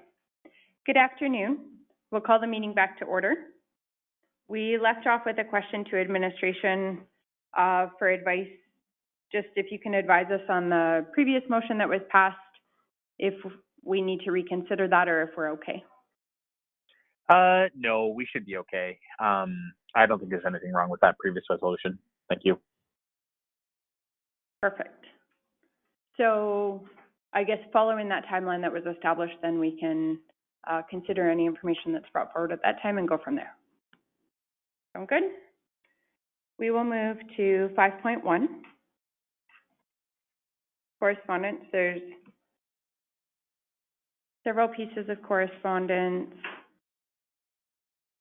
A letter from Minister of Municipal Affairs.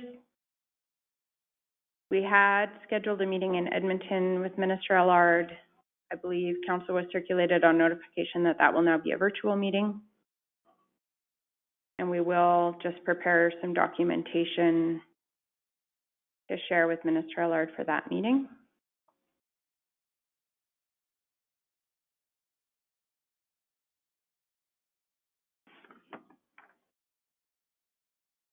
As well. The motion to accept the information items?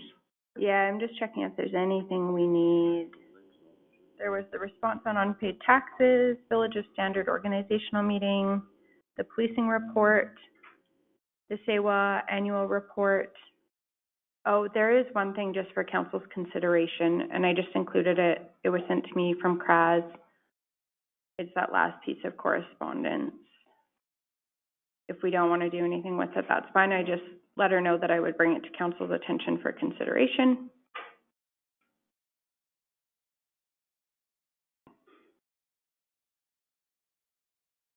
So, yes, we can either just accept all of it as information, or if there's any action that council would like to take arising from it.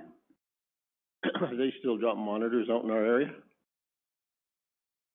I don't believe so. I'll move to accept the correspondence as information. I think they outlined where they had recently been monitoring. And yes, I hear your motion.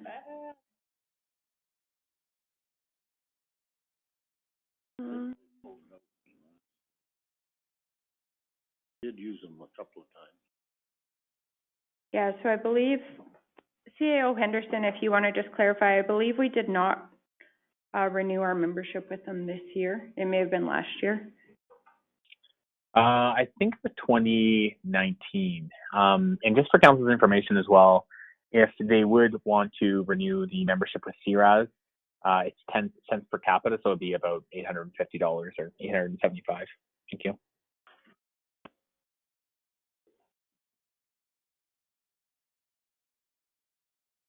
Says their portable air monitoring lab is currently located in the city of Chestermere and will be completing monitoring in Aldersyde and Canmore in 2021-2022. There's a motion to accept his information. Any questions or discussion? Any counselor opposed? Motion is carried.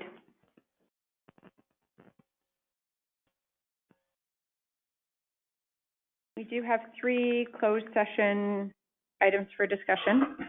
Prior to us moving into closed session, I'll ask that each counselor please confirm that they are in a private setting where they will be the only person able to access confidential information in order to uphold our council code of conduct. Let's go through roll call. Reeve Link confirms. Deputy Reeve Clausen. Confirmed. Councillor Wilson.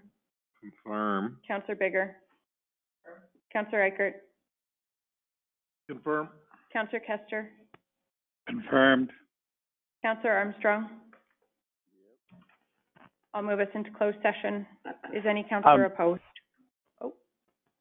Reeve Link, just a question from Brian from administration. I did email out something around 11 a.m. to council regarding just another in-camera item that I wanted to add. It was called the Wheatland County Road Plan.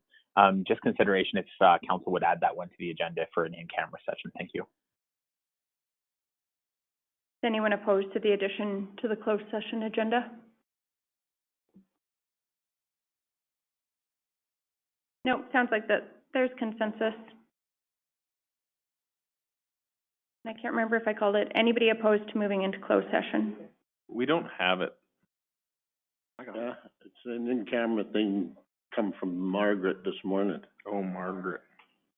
Mine came from Brian. Yeah, because I don't. I can provide. I can provide hard copies. 11:02. Pardon? What's that? But it's here. Okay. Piece Well, of steel stud. I didn't hear any objection on the motion to move into closed session. We're now in closed session. Brian, we probably need to switch phone lines.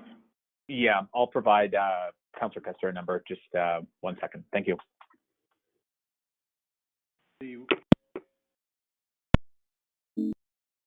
Is there any, I'm going to move us out of closed session. Is there any counselor opposed? No. Motion is carried. We do have one motion arising from the closed session.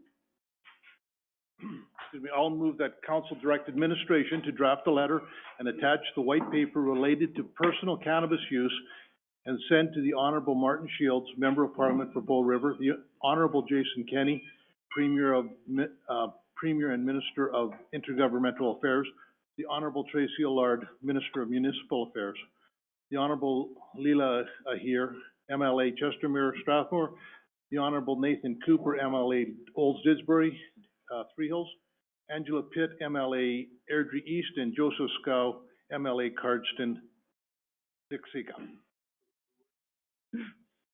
Very good, Mr. Riker.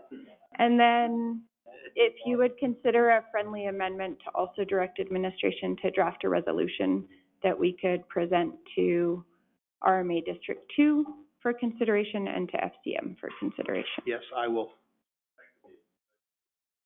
It could be a separate motion. but I'll take that a friendly amendment. Oh, let's deal with that first and then we'll do a second motion. Okay. Okay, there's a motion on the floor as Tom presented. Any discussion? Is any counselor opposed? Motion is carried. Perhaps a second motion, Counselor Eichert? That, resolution, council, you take the white paper for personal cannabis use and turn it into, create a resolution out of it that will send RMA and, FCM. Any questions or discussion?